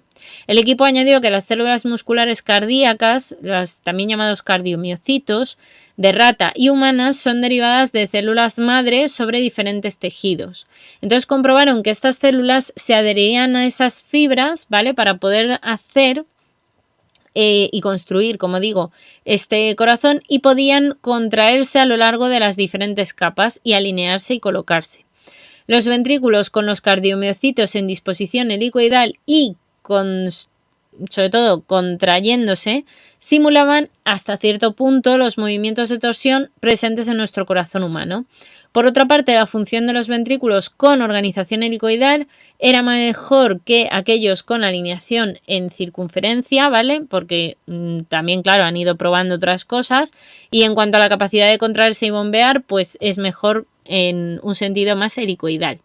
Esta novedosa técnica abre una nueva puerta a la ingeniería de los tejidos cardíacos, que podría sobre todo contar con una opción más para crear rápidamente estructuras diseñadas para las células del corazón, con la ventaja de poder controlar la alineación con más precisión. Además, este método de hilado puede usarse para entender cómo la organización helicoidal de estas fibras musculares de nuestro corazón determinan una función contráctil. También permitiría crear modelos que informen mejor sobre qué ocurre cuando aparecen determinadas malformaciones o lesiones que alteran sobre todo la estructura del corazón. Las posibilidades de la técnica del hilado no terminarían en principio ahí, porque podrían ser también de utilidad para crear otros muchos tejidos donde la alineación de las estructuras es tan importante, como pueden ser, por ejemplo, los vasos sanguíneos o, como os digo, otro tipo de lesiones del corazón. Mira, ¿en qué caso se usaría? Digo, ¿qué dificultad debería tener el corazón?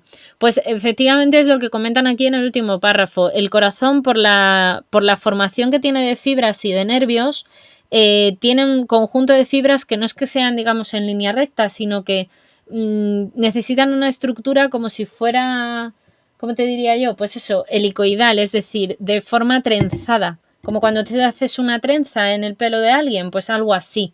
Entonces, este tipo de estructuras son muy complicadas de recrear en una 3D, sobre todo porque el corazón tiene que tener el tamaño de nuestro corazón, es un tamaño relativamente pequeño.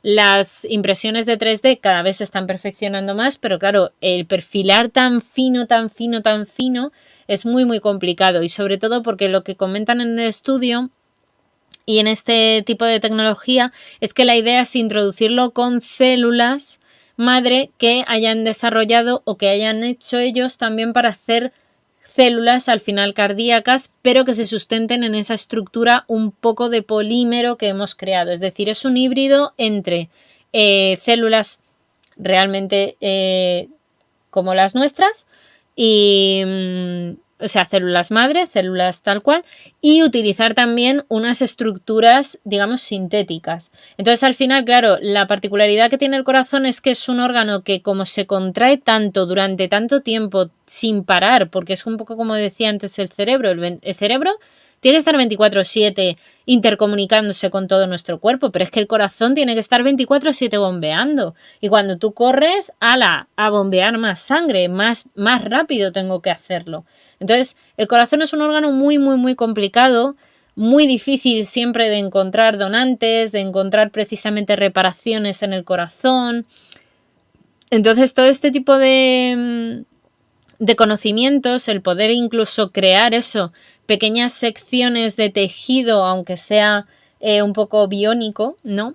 Pues podrían ayudar a que se puedan hacer eso, pequeños injertos en el corazón, pequeñas... hay gente, por ejemplo, que se le perfora una de las aurículas o los ventrículos, y si somos capaces de generar pequeños parches biónicos, pero que se puedan meter en la persona y puedan curar esa herida, pues le podríamos dar una calidad de vida y una forma de curar pues bastante buena. Y evidentemente, como todas estas cosas al final, aunque lo han hecho en el corazón, que es bastante complicado, luego al final esto también lo podrían emplear en los músculos, podrían emplearlo quizás pues para el cerebro, para vasos sanguíneos sobre todo, que suelen dar muchos problemas, tanto a nivel cerebral, por ejemplo, con los ictus. O sea, se puede luego, por suerte, una vez ya tienes una técnica bastante afinada, la puedes aplicar luego en diversas áreas, ¿no? Es lo bueno que tiene. Y por eso a mí me gusta mucho leeros a veces también noticias de estas de medicina, para que veáis que hay mucha investigación también detrás. Aquí de hecho tenéis, por cierto, la noticia como tal.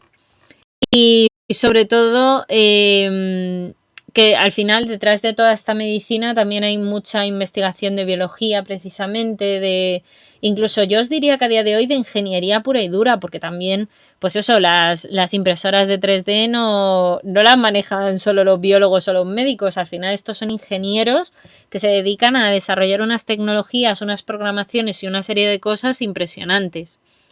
Así que pues está bastante bien, a mí me gustó mucho la noticia, por eso os la quería traer. Y esta es una noticia que también os quería traer porque va sobre inmunología, ¿vale? Va sobre la protección de nuestro cuerpo.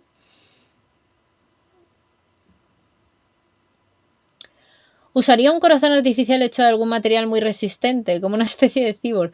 Sí, en realidad sí. Realmente el objetivo de intentar hacer ahora órganos que tengan una parte de polímero sintético y que esté hecho en parte con esto, ¿no? Con impresoras de 3D, y que haya células madre que utilicemos para que también haya una parte de células, evidentemente, que en principio deberían de no dar rechazo o dar el menor rechazo posible, es precisamente esto, porque hay un problema bastante grande en el sentido de conseguir, por ejemplo, trasplantes de determinados tejidos y de determinados órganos. El corazón es muy complicado porque, o el cerebro, la médula espinal, hay órganos que son súper complicados de conseguir. Entonces, intentan sobre todo investigar con estos órganos por eso. Son los primeros en los que se está investigando con ese fin.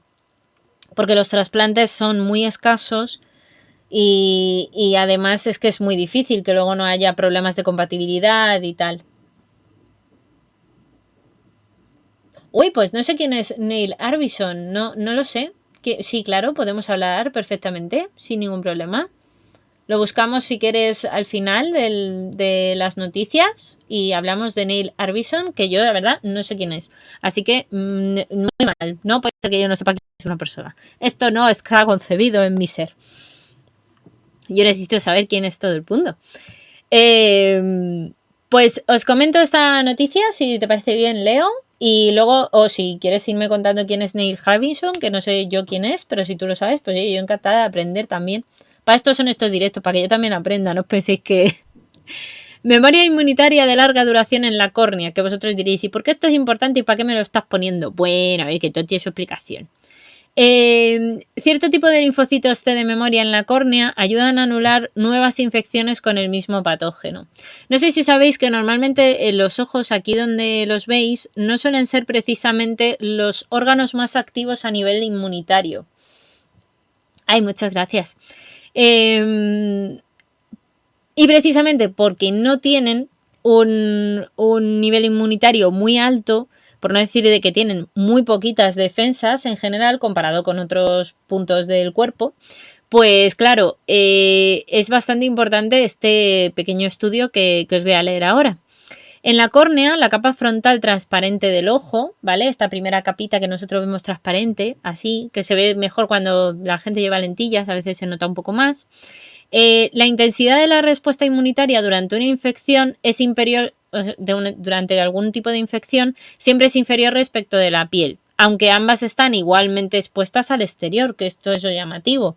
También es verdad que aquí un pequeño inciso sobre anatomía, hay que tener en cuenta que la piel está muy expuesta, pero ¿por qué los ojos o la córnea no lo hacen?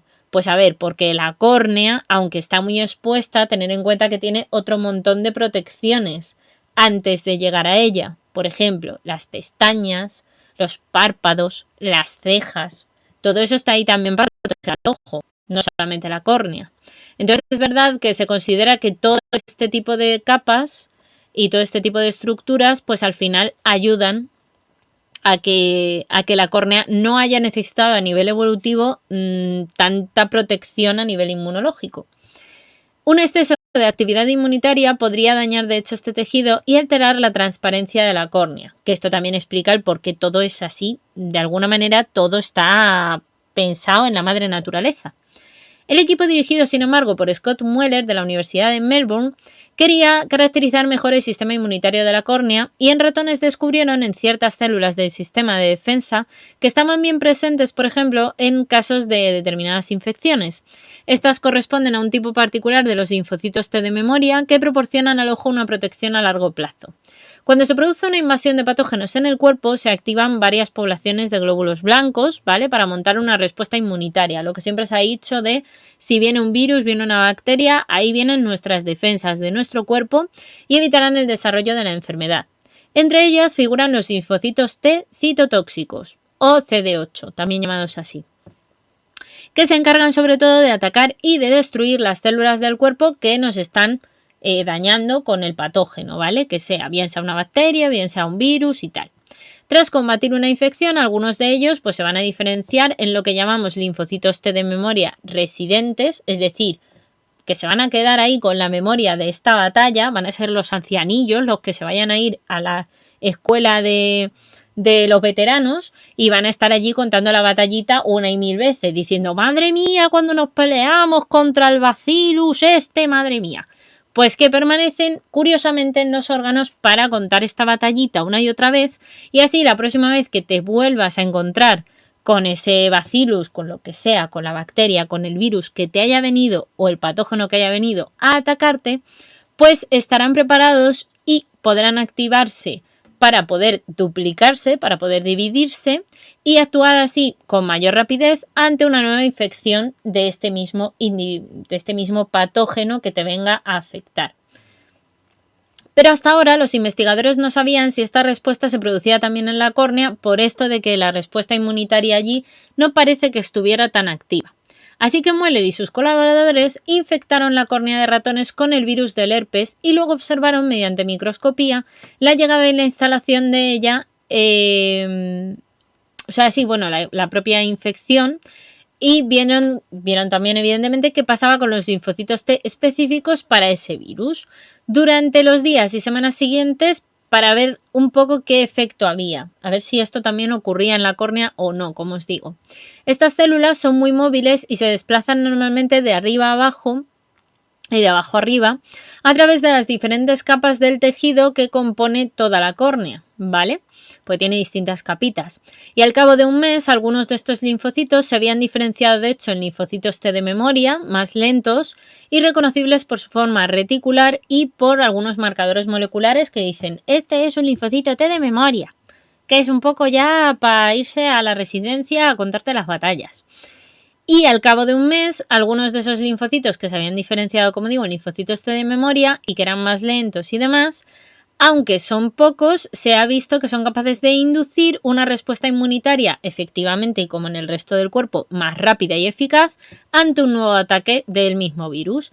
Se crean además moléculas como las citoquinas, que ya hemos mencionado en otras noticias, que son estas moléculas que se encuentran y que reclutan a nuevas células inmunitarias que están por ahí circulando por la sangre en tejidos vecinos y que permiten que la respuesta sea más grande, permiten que la respuesta sea muy rápida y más grande. Son, por así decir, como cuando están en las películas y sale alguien así con una antorcha a avisar ¡que nos atacan! ¡que nos atacan! ¡pam! Hacia lo loco, pues más o menos es lo mismo.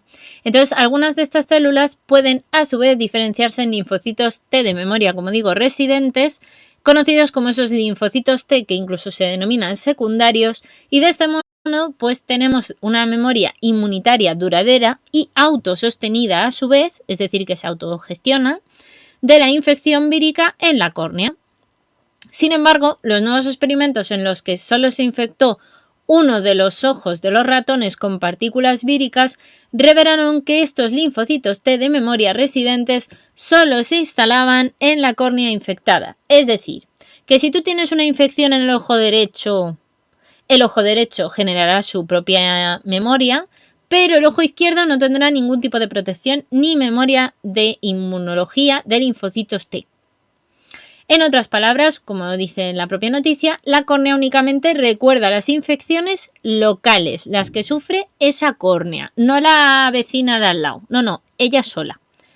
Entonces, esto es importante también porque los linfocitos T de memoria generados en otra parte del cuerpo no se instalarán por sí mismas tampoco en la córnea no infectada. Por eso precisamente la córnea es vulnerable a una serie de cosas y no a otras. Por eso también la córnea no coge las infecciones que yo cojo a lo mejor en otras regiones de mi cuerpo, por ejemplo en un brazo, en donde sea. Así que el equipo de Mueller también ha observado en la córnea humana que las células inmunitarias similares en cuanto a tamaño, forma y velocidad sí que parece que son muy similares a lo que ha observado él en ratón. Sin embargo, todavía se desconoce su naturaleza y función, que solo pueden determinarse mediante el análisis molecular de muestras de tejido ya más específico, pero también los investigadores sospechan que también se podría tratar de linfocitos T de memoria residentes y que por tanto nosotros funcionaríamos en ese sentido igual que nuestros primos hermanos los ratones. Si se descontrola el sistema inmunitario siempre puede atacar la córnea y dañarla, como sucede en las enfermedades autoinmunitarias o en las infecciones víricas como el herpes zóster. El herpes zóster, por cierto, es la varicela. O incluso provocar también su rechazo durante un trasplante. Estos avances sobre el funcionamiento de la inmunidad de la córnea evidentemente abren las vías para comprender mejor a las enfermedades que afectan a los ojos y los posibles daños causados también por el sistema inmunitario a veces en algunas respuestas terapéuticas que pueden ayudar a que sean más eficaces al conocer este tipo de procesos, sabiendo cómo funciona todo el percal. Porque al final conocer cómo funciona es esencial para luego buscar tratamientos para las enfermedades. Sí, desgraciadamente aquí vamos a hablar mucho de investigación con ratones y con ratas y con muchos animales de experimentación, porque como hablábamos en algún directo previo, desgraciadamente para avanzar en medicina y para avanzar en muchas cosas de investigación, desgraciadamente todavía se tiene que utilizar mucho a los animales de experimentación. En neurociencia también, porque es muy difícil no hacerlo con animales de por medio. Aunque se está evolucionando evidentemente a utilizar cada vez menos animales, a utilizar simuladores, a utilizar, por ejemplo, también tejidos celulares, que es más coger una biopsia de un animal, ¿no? O de un humano, y también incluso con células madre y demás, sí que se está intentando cada vez trabajar menos con ellos, pero desgraciadamente hay cosas que tenemos que seguir trabajando con ellos en los laboratorios. Es así. No, me gustaría que no fuera así, pero yo no tengo drama mientras no lo vea. Suele ser lo mejor, no verlo. Es como mejor lo vivimos todo el mundo. Pero sí, creo que es importante. Sobre todo que tengamos en cuenta que yo creo que es algo que de verdad está evolucionando a ser algo cada vez menos usado. Por desgracia todavía se tiene que usar mucho, claro, porque también hay que tener en cuenta que para estudiar muchas enfermedades nuestro cuerpo es demasiado complejo, los animales somos demasiado complejos en sí mismos como para estudiarlo en una célula y decir, ala, ya vale. No, porque en realidad nuestro cuerpo tiene muchas células especializadas en un montón de cosas, con un montón de interacciones, con un montón de reacciones entre ellas. Entonces es muy complicado, la verdad. Pero bueno, poquito a poco, todo es cuestión de avanzar. Hace 10 años o hace 20 ni nos lo planteábamos. Así que bien, vamos en progreso. Os he traído una noticia ahora de conservación, porque también ya sabéis que a mí me gusta mucho cuidar el medio ambiente y hablar de medio ambiente. Y es que hay una devastadora invasión de conejos en Australia que fue provocada por unas pocas docenas de animales procedentes de Inglaterra. Esta la traigo porque viene a hablar básicamente de un problema que hubo ya hace tiempo, pero que todavía perdura, y que tiene que ver con que el conejo es una especie invasora en Australia, ahí donde puede parecer que no. Para mí no tiene sentido cuando lo oí la primera vez, pero bueno, esta noticia yo ya la sabía hacía tiempo, pero sí, los conejos son un problemilla allí. Así que os traigo la noticia, aunque es del 6 de septiembre, pero os la quería comentar porque me parece muy curiosa y creo que no todo el mundo lo sabe, así que merece la pena. Según la noticia, el análisis del genoma muestra que la mayoría de los conejos australianos descienden de unos cuantos ejemplares silvestres que llegaron probablemente a Melbourne en 1859. Ya aquí, qué monos los conejos. Son muy bonitos. Aquí todos bebiendo. Pero mirad todos los que hay aquí, madre mía. De hecho pone, conejos reunidos alrededor de un pequeño pozo de agua en el sur de Australia. Y esta imagen es de 1938. O sea... Un análisis genómico, según nos comenta la noticia, ha contribuido a demostrar que la población invasora de conejos de Australia se originó probablemente a partir de un de conejos silvestres que llegaron a Melbourne el día de Navidad de 1859. El estudio también concluye que la ascendencia silvestre de la manada le habría dado una ventaja sobre las introducidas con anterioridad y por ello los conejos han invadido la mayor parte del continente australiano y han tenido un impacto desastroso en estos ecosistemas. Han amenazado a unas 300 especies de plantas y de animales y han causado daños por valor de cientos de millones de dólares a la industria agrícola cada año. Ese único acontecimiento que os acabo de comentar desencadenó en Australia una enorme catástrofe, como hemos comentado ahora mismo, ecológica y económica. Según afirma Francis Higgins, que es el genetista evolutivo de la Universidad de Cambridge y coautor del estudio. Y es que resulta que los registros históricos indican que los primeros conejos europeos de la especie Oryctolagus cuniculus que llegaron a Australia fueron introducidos en Sydney, incluso antes, en 1788, por los primeros colonizadores, que fueron británicos. Los barcos que los traían siguieron atracando en la costa durante décadas, pero no fue hasta la segunda mitad del siglo XIX cuando la población de conejos se empezó a expandir de forma muy importante, extendiéndose por el país a un ritmo de unos 100 kilómetros al año. Los registros históricos también sugieren que la expansión de los conejos se produjeron tras un envío de animales, como os decía, de un tal Thomas Houston en Barwon Park, al suroeste de Melbourne. Su hermano los había atrapado en los alrededores de su propiedad familiar en Baltonsborough, en el sureste de Inglaterra, y pues se los llevó. Joel Alves, genetista evolutivo de la Universidad de Oxford, y sus colaboradores querían averiguar si los datos genómicos corroboraban esos registros que se tenían en papel. Analizaron así los datos genéticos de 179 conejos silvestres que se capturaron en Australia y en Nueva Zelanda, Francia y Reino Unido, así como 8 conejos domésticos de distintas razas. Descubrieron, de hecho, que la mayoría de los conejos australianos continentales eran genéticamente similares, con una ascendencia mixta entre el salvaje y doméstico. También compartían más alelos infrecuentes con los conejos del suroeste de Inglaterra y con el resto del Reino Unido, lo que apunta, por tanto, que Baltonsborough, como lugar de origen, pues fue ahí donde empezó todo el problema. Al examinar específicamente el ADN mitocondrial, que como siempre os he dicho, el ADN mitocondrial se conserva más evolutivamente que el ADN incluso normal, el ADN mitocondrial está muy conservado y pues al final pues es importante estudiarlo a nivel evolutivo. Y este se hereda normalmente de la madre a los hijos, y los investigadores concluyeron que la mayoría de los conejos australianos continentales descendían de unas 5 hembras introducidas desde Europa. Los autores también descubrieron que la diversidad genética de estos conejos disminuía cuanto más lejos de Barwon Park se capturaban los animales y que aumentaban también los alelos que son más infrecuentes e inexistentes en estos conejos silvestres. O lo que es lo mismo, que desde el lugar de origen evidentemente empieza a haber más variabilidad genética cuanto más lejos me voy del origen. esto tiene sentido porque a nivel evolutivo suele ser así. Los genes funcionan así. Los científicos afirman que estas pautas concuerdan con la idea de que la mayoría de los conejos de Australia proceden de este sitio, de Barwon Park, y el equipo publicó sus resultados en la revista de Proceedings of the National Academy of Science el 22 de agosto.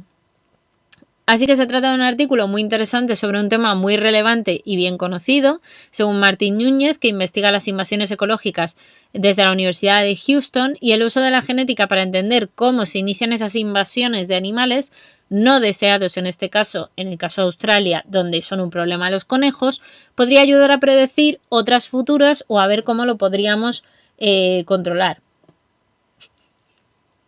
El dicho de que se reproducen como conejos se hizo realidad, sí, en Australia literalmente. ¿Y por qué pasó esto? Pues básicamente por la tormenta perfecta, como lo titulan aquí. Y es que el equipo afirma que la ascendencia silvestre de los conejos fue un factor importante que favoreció la invasión del continente. Los conejos salvajes son diferentes, según comenta Alves. Presentan ciertos rasgos como la huida de entornos estresantes, las excavaciones de madrigueras que probablemente les ayudaron a escaparse de los depredadores y a sobrevivir en terrenos un poco más difíciles y lo hicieron de forma más eficaz que los conejos domésticos, según se explica. Los registros históricos indican que Austin solicitó conejos silvestres, mientras que los envíos anteriores eran en su mayoría de razas domésticas. El aumento de esa extensión de las tierras de pastoreo australianas y la supresión generalizada de los depredadores en esa época justo también habrían ayudado a la expansión de los conejos. Claro, si yo les pongo pastoreo y voy destruyendo depredadores, pues entonces lo tengo todo para que el conejo se expanda como si no hubiera un mañana. Entonces, como comentan aquí, fue una tormenta perfecta. Había los conejos adecuados en el lugar adecuado y en el momento adecuado, junto con los cambios adecuados en el entorno. Los análisis genéticos parecen muy sólidos, según Amy Ianella, genetista de conejos y asesora independiente de este estudio.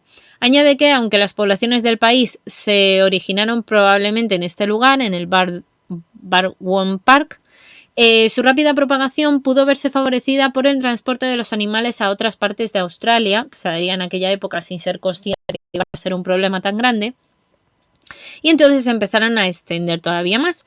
Los conejos son animales típicamente gregarios, es decir, que dependen del refugio para sobrevivir, casi siempre se están moviendo, y los individuos juveniles rara vez se desplazan más allá de 1 kilómetro, pero pues se desplazan un poco, entonces como no están tampoco tal cual, pues bueno, ahí están.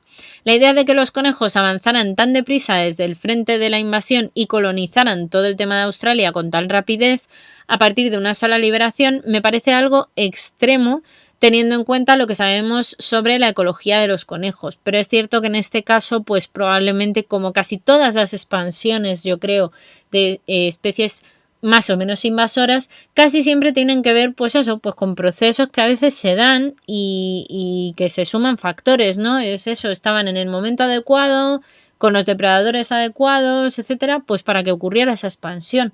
Y aparte, efectivamente, y como bien nos ha dicho Leo, y es verdad, cuantísimas veces se dice la reproducirse como conejos. Y es que es verdad, los conejos tienen camadas muy continuas durante varias veces al cabo del año y sobre todo son bastante numerosas. Entonces, en general, los roedores suelen expandirse bastante rápido y bastante bien. Por eso no tienen problemas.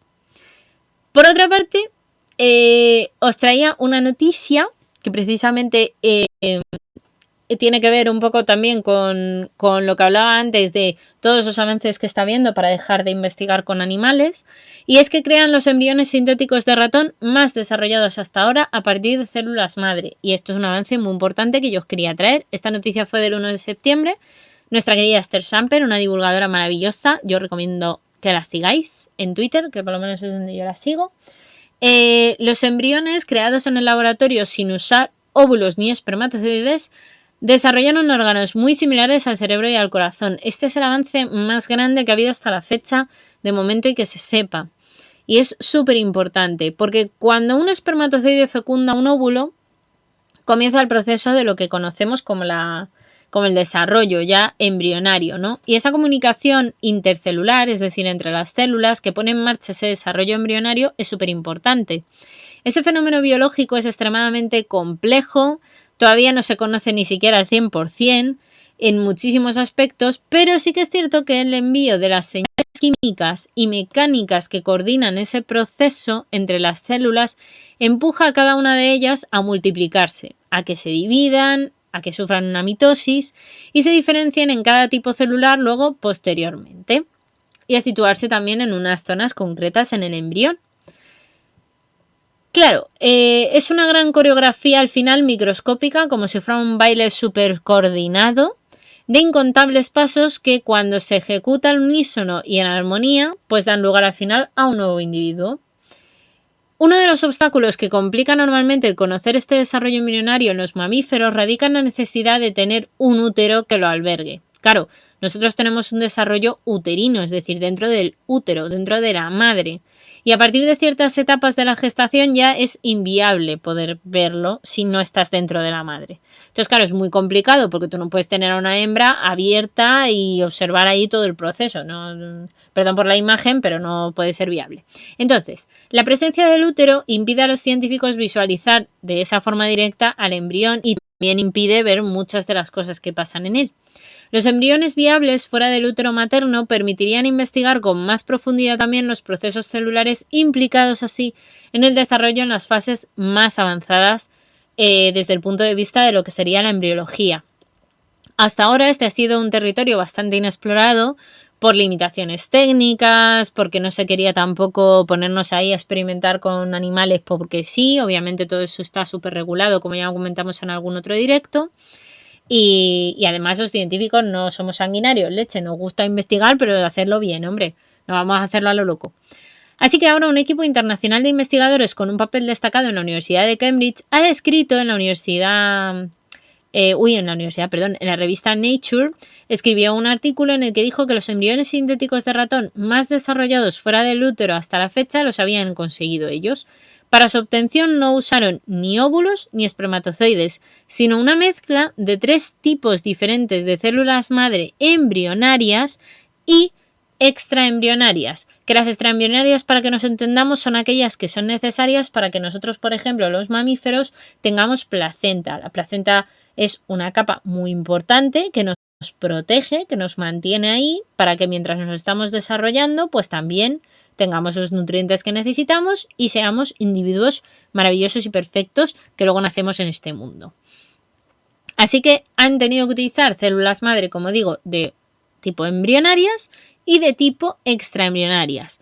Lograron así guiarlas en la creación de un embrión al inducir la expresión de un conjunto de genes. Esto tiene mucho que ver con la expresión genética, los microARNs que ya comentamos también ayer. Hay muchísima regulación genética que de todo lo que se va sabiendo pues se va pudiendo hacer este tipo de modificaciones y de cuestiones y se recrea así un entorno propicio similar al que tiene lugar tras la fecundación del óvulo. Este entorno se consiguió mediante dispositivos especiales que simulaban diversas condiciones del útero del ratón, como la presión atmosférica, el movimiento, un aporte de nutrientes similar al que tendrían, etc. De una manera bastante complicada. Así que la comunicación entre las células madre, inducida de esta forma un poco artificial con los genes y tal, permitió que se organizasen los embriones sintéticos que se estaban haciendo, creados por tanto en laboratorio, y que llegaron hasta los 8,5 días de gestación, que es bastante, y desarrollaron múltiples órganos en las fases iniciales que presentaban muchas similitudes con las de los embriones de ratón normales. Estos organismos generaron también tubos neurales, que son lo primero que surge antes de tener un sistema nervioso como tal, ¿vale? Un sistema nervioso como el que podemos ver luego cuando ya eres un ratoncito. También generan el inicio del tubo digestivo, es decir, pues la boca, el esófago, tal. Placentas, que también se pueden llegar a formar, y sacos vitelinos. Los sacos vitelinos suelen ser partes acopladas también a la placenta, que son muy importantes porque aportan nutrientes y reciben desechos metabólicos, ¿vale? Son la parte que permite que durante ese desarrollo dentro de la madre podamos captar nutrientes y a su vez pues vayamos desechando lo que no vamos a usar. También corazones capaces de latir, diferentes áreas cerebrales, por ejemplo el prosencéfalo, que cuenta con una mayor complejidad.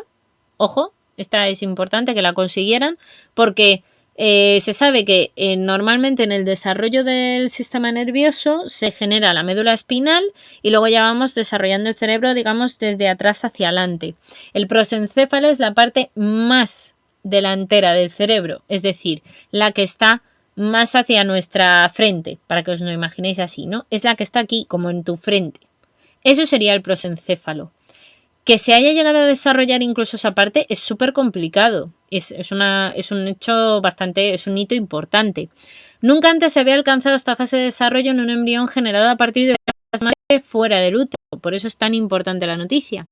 Crear embriones sintéticos que crezcan fuera del útero materno permitiría conocer mejor también qué ocurre durante el desarrollo embrionario de los mamíferos en todas esas etapas y también incluso en estas implantaciones en el útero que se hacen muchas veces por inseminaciones artificiales, por ejemplo, y porque en muchos casos no se llega a término con muchos embarazos. Entender por qué hay muchos embarazos que no se llevan a cabo o no terminan es importante también. Para este fin, al final, los científicos pueden silenciar o suprimir genes concretos en las células madre empleadas para generar embriones y visualizar de forma directa qué ocurre durante la gestación y ver, pues eso, oye, ¿qué pasa si yo toco este gen? Ahí va, mira, pues el gen es al final permite que no se muera. O que sí, depende. Los autores de esta investigación ya han empleado también esta estrategia suprimiendo un gen muy importante en el desarrollo y tal, que es el PAX6. A ver, ¿qué gen me había puesto? El uptime. Voy a mirar un segundo. Momento, porque sí.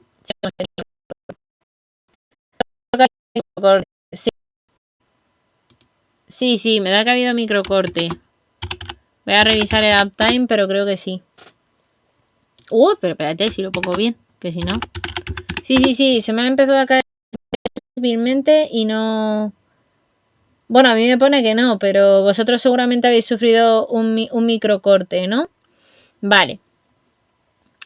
No sé en qué punto os habéis quedado. Decidme si habéis llegado por lo menos a que... ¿por qué punto se me ha dejado de oír, digamos? Casi os leo el final de la noticia y así lo comentamos bien. No sé si habéis llegado a que habían llegado a los 8,5 días de gestación y que desarrollaron múltiples órganos y tal. Vale, no os habéis perdido nada. Vale, entonces no me repito, que si no os hago rollo. Pero bueno, eso, que lo importante es que a base de este estudio, pues se va a poder ver esos genes, como os digo, de desarrollo y ver también las implicaciones que tiene después.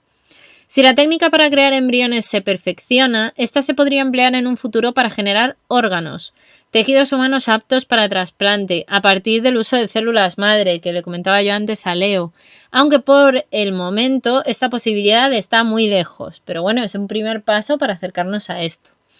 Por supuesto, los citados embriones sintéticos forman parte de un estudio demostrativo preliminar y no pueden considerarse embriones reales por multitud de razones. En primer lugar, su gestación completa no es posible porque carecen de elementos vitales como el cordón umbilical, así que no pueden desarrollarse. En segundo lugar, aunque estos embriones han generado múltiples órganos, estos no son completamente funcionales y tienen importantes alteraciones estructurales, o sea, todavía queda muchísimo. Pero el proceso de generación de estos embriones artificiales es bastante ineficiente además, porque solo en torno al 1% de los cultivos celulares iniciales llegó a alcanzar con éxito esa fase de desarrollo de 8,5 días.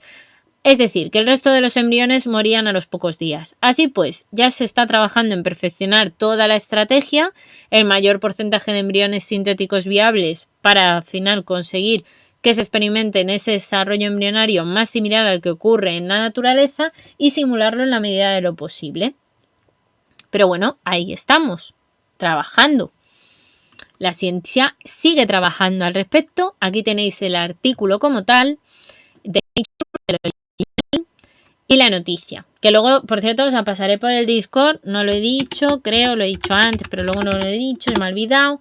En el Discord, que os acabo de poner aquí en el chat, Luego os voy a poner todas las noticias, las de hoy, las de ayer también están todas ahí. En el canal de las noticias tenéis todas las noticias que estamos hablando en todos los directos. También estoy intentando subir aquellas que luego subo también a redes sociales para que las tengáis todas también ahí y que no os perdáis noticias de ciencia, por favor, que son muy importantes, muy bonitas y que al final, pues, lo dicho, pues para que veáis que todo sigue evolucionando. Así que ahí estáis invitados. Y seguimos hablando de los mamíferos, porque estamos hoy un poco golatras, hay que hablar de nosotros. Porque sí, el ser humano también es un mamífero. Y es que el origen de la endotermia de los mamíferos, según un análisis reciente, nos dice que el metabolismo de los antepasados nuestros de sangre caliente se aceleró sobre todo a finales del Triásico hace aproximadamente entre 230 y 200 millones de años. Mira qué bonito este oso, más bonito. Sabíamos que los antepasados reptilianos de los mamíferos llegaron a ser criaturas de sangre caliente. Lo que no teníamos del todo claro es la época en la que ocurrió esa transición. Ahora, sin embargo, un análisis reciente de los fósiles de los canales del oído interno indican que esa adaptación se produjo hace aproximadamente 230 o 200 millones de años. Pero no todo el mundo está de acuerdo con esto, porque algunos expertos creen que este descubrimiento no termina de zanjar el debate. Los animales de sangre caliente o endotermos, es decir, que son aquellos que tenemos la capacidad de regular nuestra propia temperatura corporal y no dependemos del medio ambiente, esto permite que tengamos una temperatura normalmente alta, digamos, de manera constante, gracias a nuestro metabolismo también más rápido, y eso también en muchos casos condiciona que tengamos una vida un poco más corta, todo se ha dicho. Los animales ectotermos son animales conocidos también comúnmente por aquellos de ser de sangre fría y que se caracterizan por tener una tasa metabólica mucho más lenta y mucho más baja, por lo que dependen del ambiente para mantenerse calientes. Típicos ejemplos: los anfibios, las serpientes, las tortuguitas, los cocodrilos, en fin, normalmente reptiles y anfibios principalmente. Es muy difícil medir estos rasgos en los fósiles, por lo que los investigadores han utilizado ciertas características esqueléticas, como la altura o la estructura ósea, para poder inferir una especie de tasa metabólica de la criatura en cuestión y hacernos alguna idea al respecto. Algunos estudios anteriores daban a entender que la endotermia surgió aproximadamente entre 145 y 66 millones de años. En cambio, otros situaban este punto entre los 300 y los 250 millones de años. Vamos, que no se ponían de acuerdo. Pero en un estudio publicado en Nature el 20 de julio de este año, Ricardo Araujo, paleontólogo de la Universidad de Lisboa, y su equipo propusieron utilizar la forma y el tamaño de los canales óseos del oído interno, es decir, una parte del oído interno, como indicadores de la temperatura corporal. El movimiento del fluido a través de los canales ayuda al cuerpo a controlar la posición y el movimiento de la cabeza, que es algo principal y fundamental para la visión y el equilibrio. La viscosidad del fluido cambia con la temperatura corporal, por supuesto, así que la hipótesis del equipo de investigadores era que a medida que la temperatura corporal aumentara y los animales se volvieran más activos, el fluido se volvería menos viscoso para preservar ese equilibrio y el movimiento del mismo. Ese cambio derivó en un estrechamiento de los canales auditivos. ¿Vale? Esto es un proceso evolutivo que va así. Para comprobar cuándo se produjo esta adaptación, el equipo comparó las estructuras de un oído interno y la fisiología de hasta 50 vertebrados actuales, incluyendo reptiles, peces, aves y mamíferos. Desarrollaron así un índice de termomotilidad basado en esa forma del oído interno, que tras ajustarlo al tamaño corporal les permitiría predecir de alguna manera la temperatura corporal del animal. Y es que cuando analizaron los canales internos de los 56 individuos extintos, que son sinápsidos, es decir, antecesores de los animales reptiles o reptilianos de los mamíferos, y aplicaron el índice que ellos habían hecho, que habían calculado, observaron, ojo, que la forma de los canales cambió abruptamente a finales del periodo Triásico, hace 237 a 201 millones de años. Eso les llevó a pensar que fue ese el momento en el que los sinápsidos pasaron a tener sangre caliente. Según el índice, esta transición supuso un aumento de la temperatura corporal de entre 5 y 9 grados centígrados, además de la aceleración del metabolismo. La conclusión de los autores del estudio es que esta adaptación dio a los primeros endotermos una ventaja a la hora de afrontar el clima del Triásico mucho más frío en el periodo pérmico que justamente había estado anteriormente.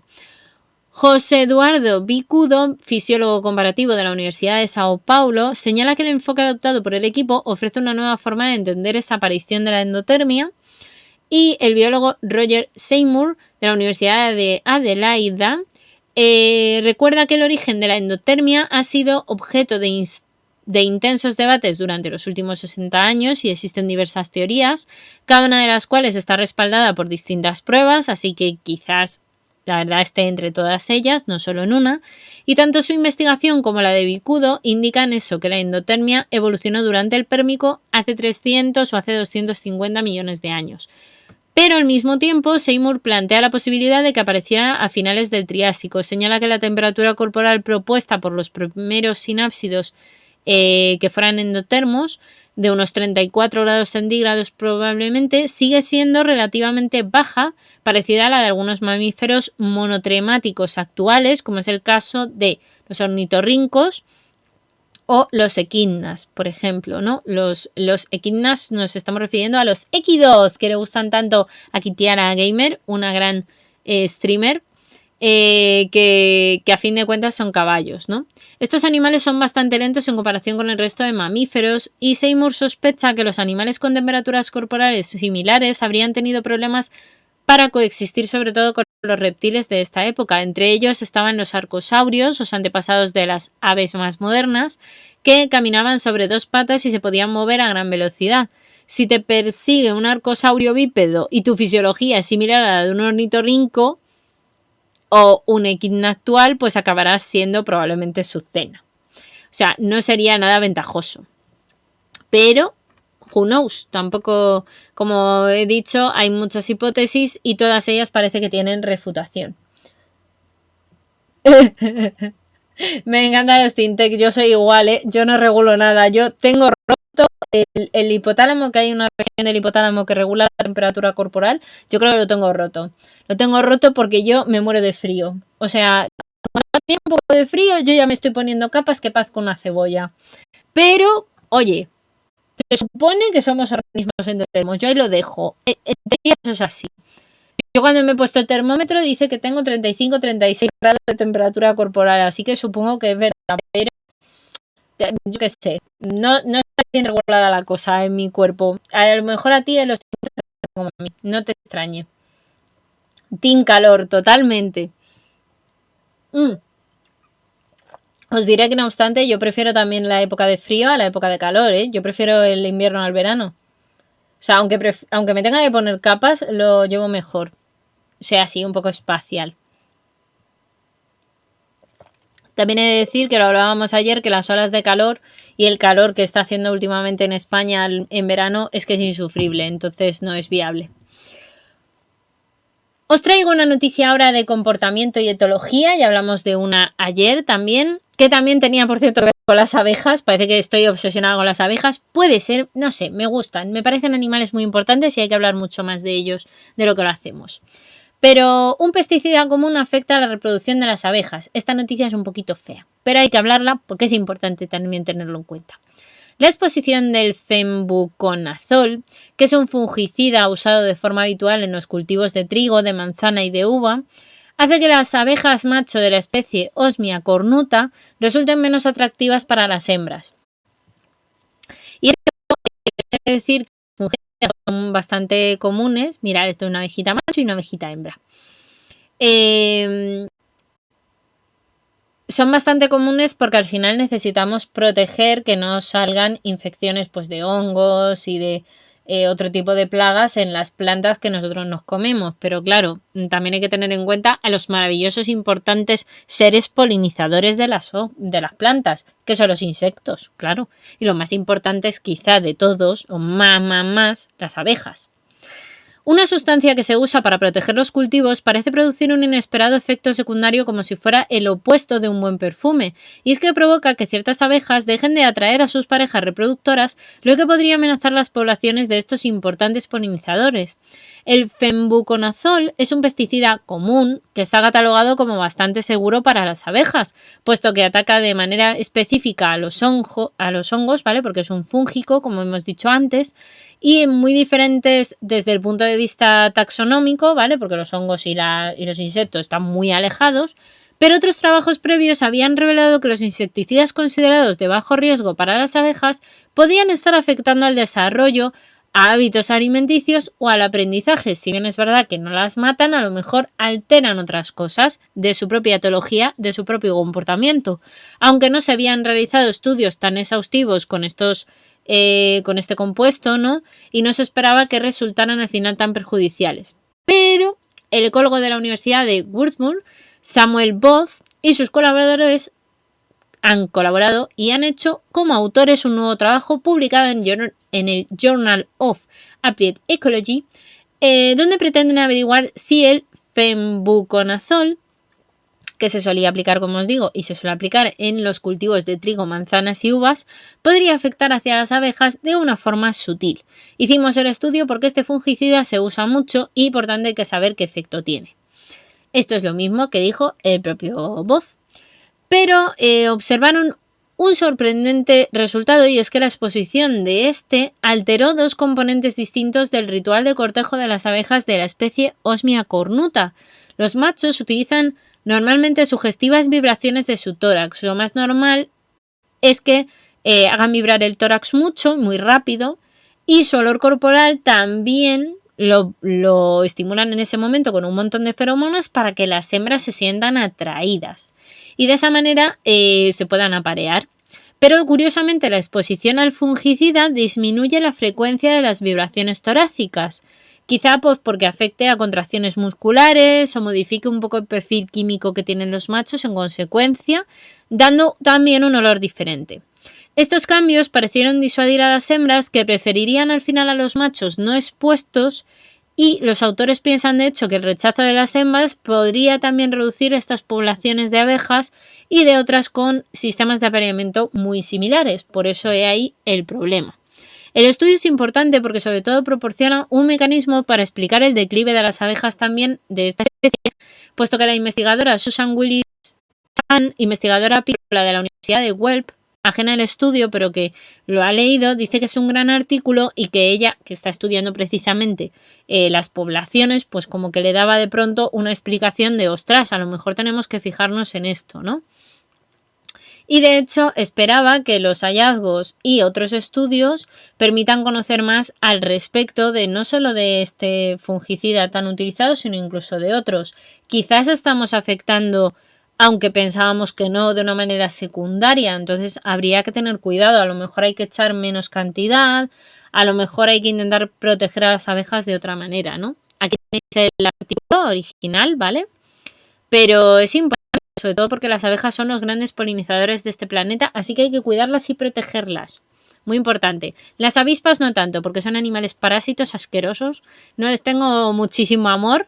Además, parasitan también a todos los insectos, o sea, son importantes porque controlan poblaciones de insectos, pero os he de decir que es muy importante diferenciar entre avispas y abejas, porque no es lo mismo. Las abejas bien, las avispas no tan bien, ¿vale? Tú matas una avispa, bueno. Matas una abeja, estás matando un polinizador, muy importante. No se puede matar una abeja, está mal. Que también es verdad, y yo sé que como la cocina de Sanji me está escuchando ahora mismo, se va a cagar en todos mis muertos porque sé que eres alérgico a las abejas. No podemos odiar a las abejas. Las podemos alejar de ti, para que a ti no te pase nada, pero no las podemos hacer más. Porque son seres bien, de este mundo bueno. Y son importantes para polinizar todas las plantitas que luego nos comemos. Otra noticia que os quería yo comentar, y me quedan 6 noticias. Vale, vamos para allá. Vamos para allá, vamos bien. Vamos a acabar como ayer o más tarde, pero no pasa nada, estamos bien. El hambre y las enfermedades fueron determinantes en la propagación de nuestra tolerancia a la lactosa. Ajá, ¿sabéis que somos los pocos mamíferos, por no decir creo que de los únicos, escasos, muy pocos, que somos capaces de seguir tomando leche incluso cuando somos adultos? Pues sí, pero también seguramente habréis oído el caso de que hay mucha gente que es intolerante a la lactosa. Cositas que pasan. ¿Y por qué? Pues porque todo está explicado en este mundo. Todo se puede entender. Un estudio reciente intenta averiguar cómo se propagó esa tolerancia a la lactosa. Vamos allá. ¡Ay, mirar qué de mos! Mirar qué de mus. Mirar qué vaquitas más guapas. En Europa ya se consumía leche miles de años antes de que la mayoría de las personas desarrollaran incluso la capacidad de digerirla en la edad adulta sin enfermar. Los autores de un estudio reciente creen haber hallado la razón de esa tolerancia a la lactosa, que era lo suficientemente beneficiosa como para influir en la evolución y solo durante episodios ocasionales de hambruna y enfermedad, curiosamente. Eso explicaría por qué hicieron falta miles de años para que ese rasgo se propagara por toda la población de la humanidad. Explica por qué la capacidad de digerir la leche se extendió tanto entre los europeos modernos, a pesar de que no era así entre los primeros ganaderos lácteos.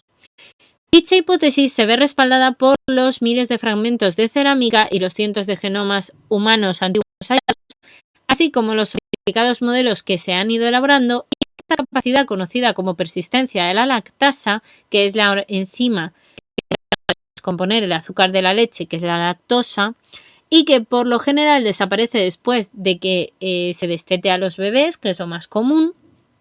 Pues bien, este estudio, publicado en Nature el 27 de julio, es el primer gran esfuerzo que se realiza para cuantificar las fuerzas que modelaron este rasgo, según señala Sean Wilkin, arqueólogo molecular de la Universidad de Zurich, y dice: la evolución de la persistencia de la lactasa fue mucho más compleja de lo que creíamos hasta ahora. Selección natural, según titula en esta sección, porque efectivamente la capacidad para digerir leche evolucionó independientemente en poblaciones antiguas de todo el mundo. Ahora se ha cartografiado las variantes del gen que hace que las células produzcan grandes cantidades de lactasa, y la variante que portan la mayoría de los europeos es uno de los ejemplos más sólidos de esa selección natural sobre nuestro genoma humano. Sin embargo, no ha sido fácil explicar la alta prevalencia de la persistencia de la lactasa en Europa, porque claro, hasta ahora se daba por hecho que la variación fue beneficiosa solo después de que los pueblos antiguos empezaran a consumir rutinariamente productos lácteos. Otra influyente teoría sostiene que de las primeras vacas, cabras y ovejas que se domesticaron hace unos 12.000 o 10.000 años, solo se aprovechaba la carne y que el consumo de leche llegó ya luego milenios después. Pero el equipo de Richard Everett, biogeoquímico de la Universidad de Bristol y codirector del estudio, halló residuos de grasa láctea en vasijas antiguas que datan de los albores de la domesticación de los animales. Además, los estudios de los genomas antiguos demostraron que estos primeros granjeros eran intolerantes a la lactosa. La tolerancia a la leche no se extendió por Europa hasta después de la Edad de Bronce, hace unos 5.000 o 4.000 años. Para determinar cuáles fueron las fuerzas que impulsaron la aparición de la capacidad para digerir la leche en los europeos, un equipo dirigido por Everett y dos colaboradores británicos que han colaborado con él, ¿no? La química Melanie Roffet-Salke y el epidemiólogo George Davy Smith, a los que se unió Mark Thomas, que es un genetista evolutivo de la University College de Londres. Trabajando los datos arqueológicos y genómicos, hicieron ahí un grupo muy importante. Eso fue colaborar así en cuenta como diversos factores, tales como el uso de la leche, la población, justificar el aumento de la persistencia de la lactasa, con todos esos datos. Para la construcción de ese modelo se basaron en los genomas de hasta 1.700 individuos euroasiáticos antiguos. Detectaron un cierto atrapamiento de la lactosa y un mayor consumo de leche inferidos por la presencia de residuos de grasa láctea en unas 13.000 vasijas procedentes de hasta 550 yacimientos arqueológicos de toda Europa. Según Thomas, todas las hipótesis sobre cuál era la ventaja selectiva de persistencia de la enzima lactasa se ocupaban al grado de consumo de leche. Ahora, una explicación que he querido dar, y es que una vez descartada esa idea, el equipo analizó la relación entre la tolerancia de la lactosa y el consumo de leche en los europeos modernos. En Bretaña, de datos de medio millón de personas locales, se observaron una correlación, poca correlación, es decir, entre el consumo de leche y la tolerancia a la lactosa. El 92% de los participantes con intolerancia a la lactosa prefieren leche fresca a las alternativas. Y la tolerancia no mostró ni para la salud ni para la fertilidad, algo que impulsaría también una selección natural que llevara para consumir. Según Thomas, esto indica que para la mayoría de las personas intolerantes a la lactosa, hoy día los costes de beber leche no son muy altos. Y es posible que tampoco los son muy antiguos. Si estás sano, tendrás algo de diarrea, calambres, muchas flatulencias, pero es desagradable, eso sí, pero no te vas a morir por ello. La intolerancia a la lactosa, por suerte, no te va a matar. Pero aún así, el investigador propone que en los últimos tiempos, en consecuencia del comer de las personas intolerantes a la lactosa, habría sido mucho más que aquellas cuya salud era eficiente, como consecuencia de una hambruna. Así que la pérdida de fluidos a través de la por una nutrición o infección, su infección por las bacterias que hay en la leche, pues probablemente no te favorece y por eso sería peor. Gracias al modelo y descubrir la casa se preparan poblaciones antiguas estas apariciones y a otros factores que se han analizado. Y en muchísimo más probable que ellos beneficios consumir. Las conclusiones sean de la intolerancia de los tiempos difíciles, sí que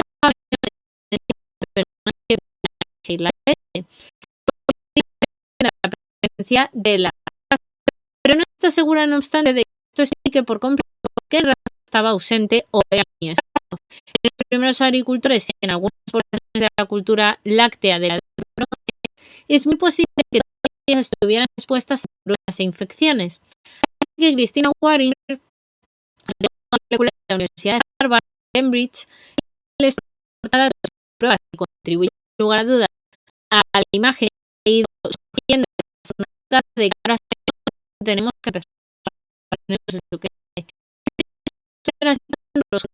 los antiguos y datos arqueológicos media incluso de la edad de hierro hasta hace 1000 años desde la tolerancia crecieron en Europa.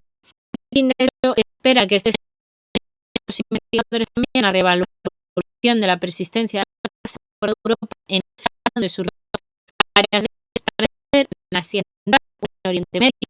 También es necesario comprender mejor cómo la producción y el consumo de leche pueden estar también extendidos en lugares de tolerancia a la lactosa nunca ha sido muy común.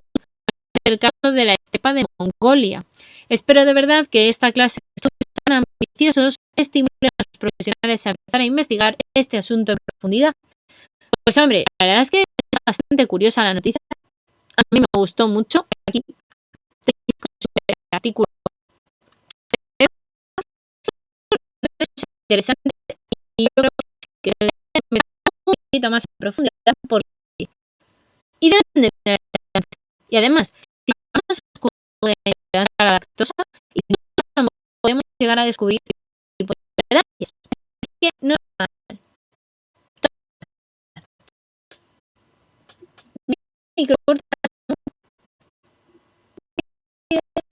no me quieren los FPS porque si tenemos el cable conectado porque vamos a ver, porque tengo una caída de FPS de pronto. Me está robando el wifi.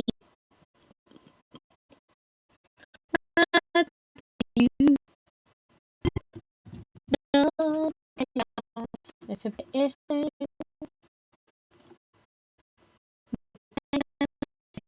S y Fipi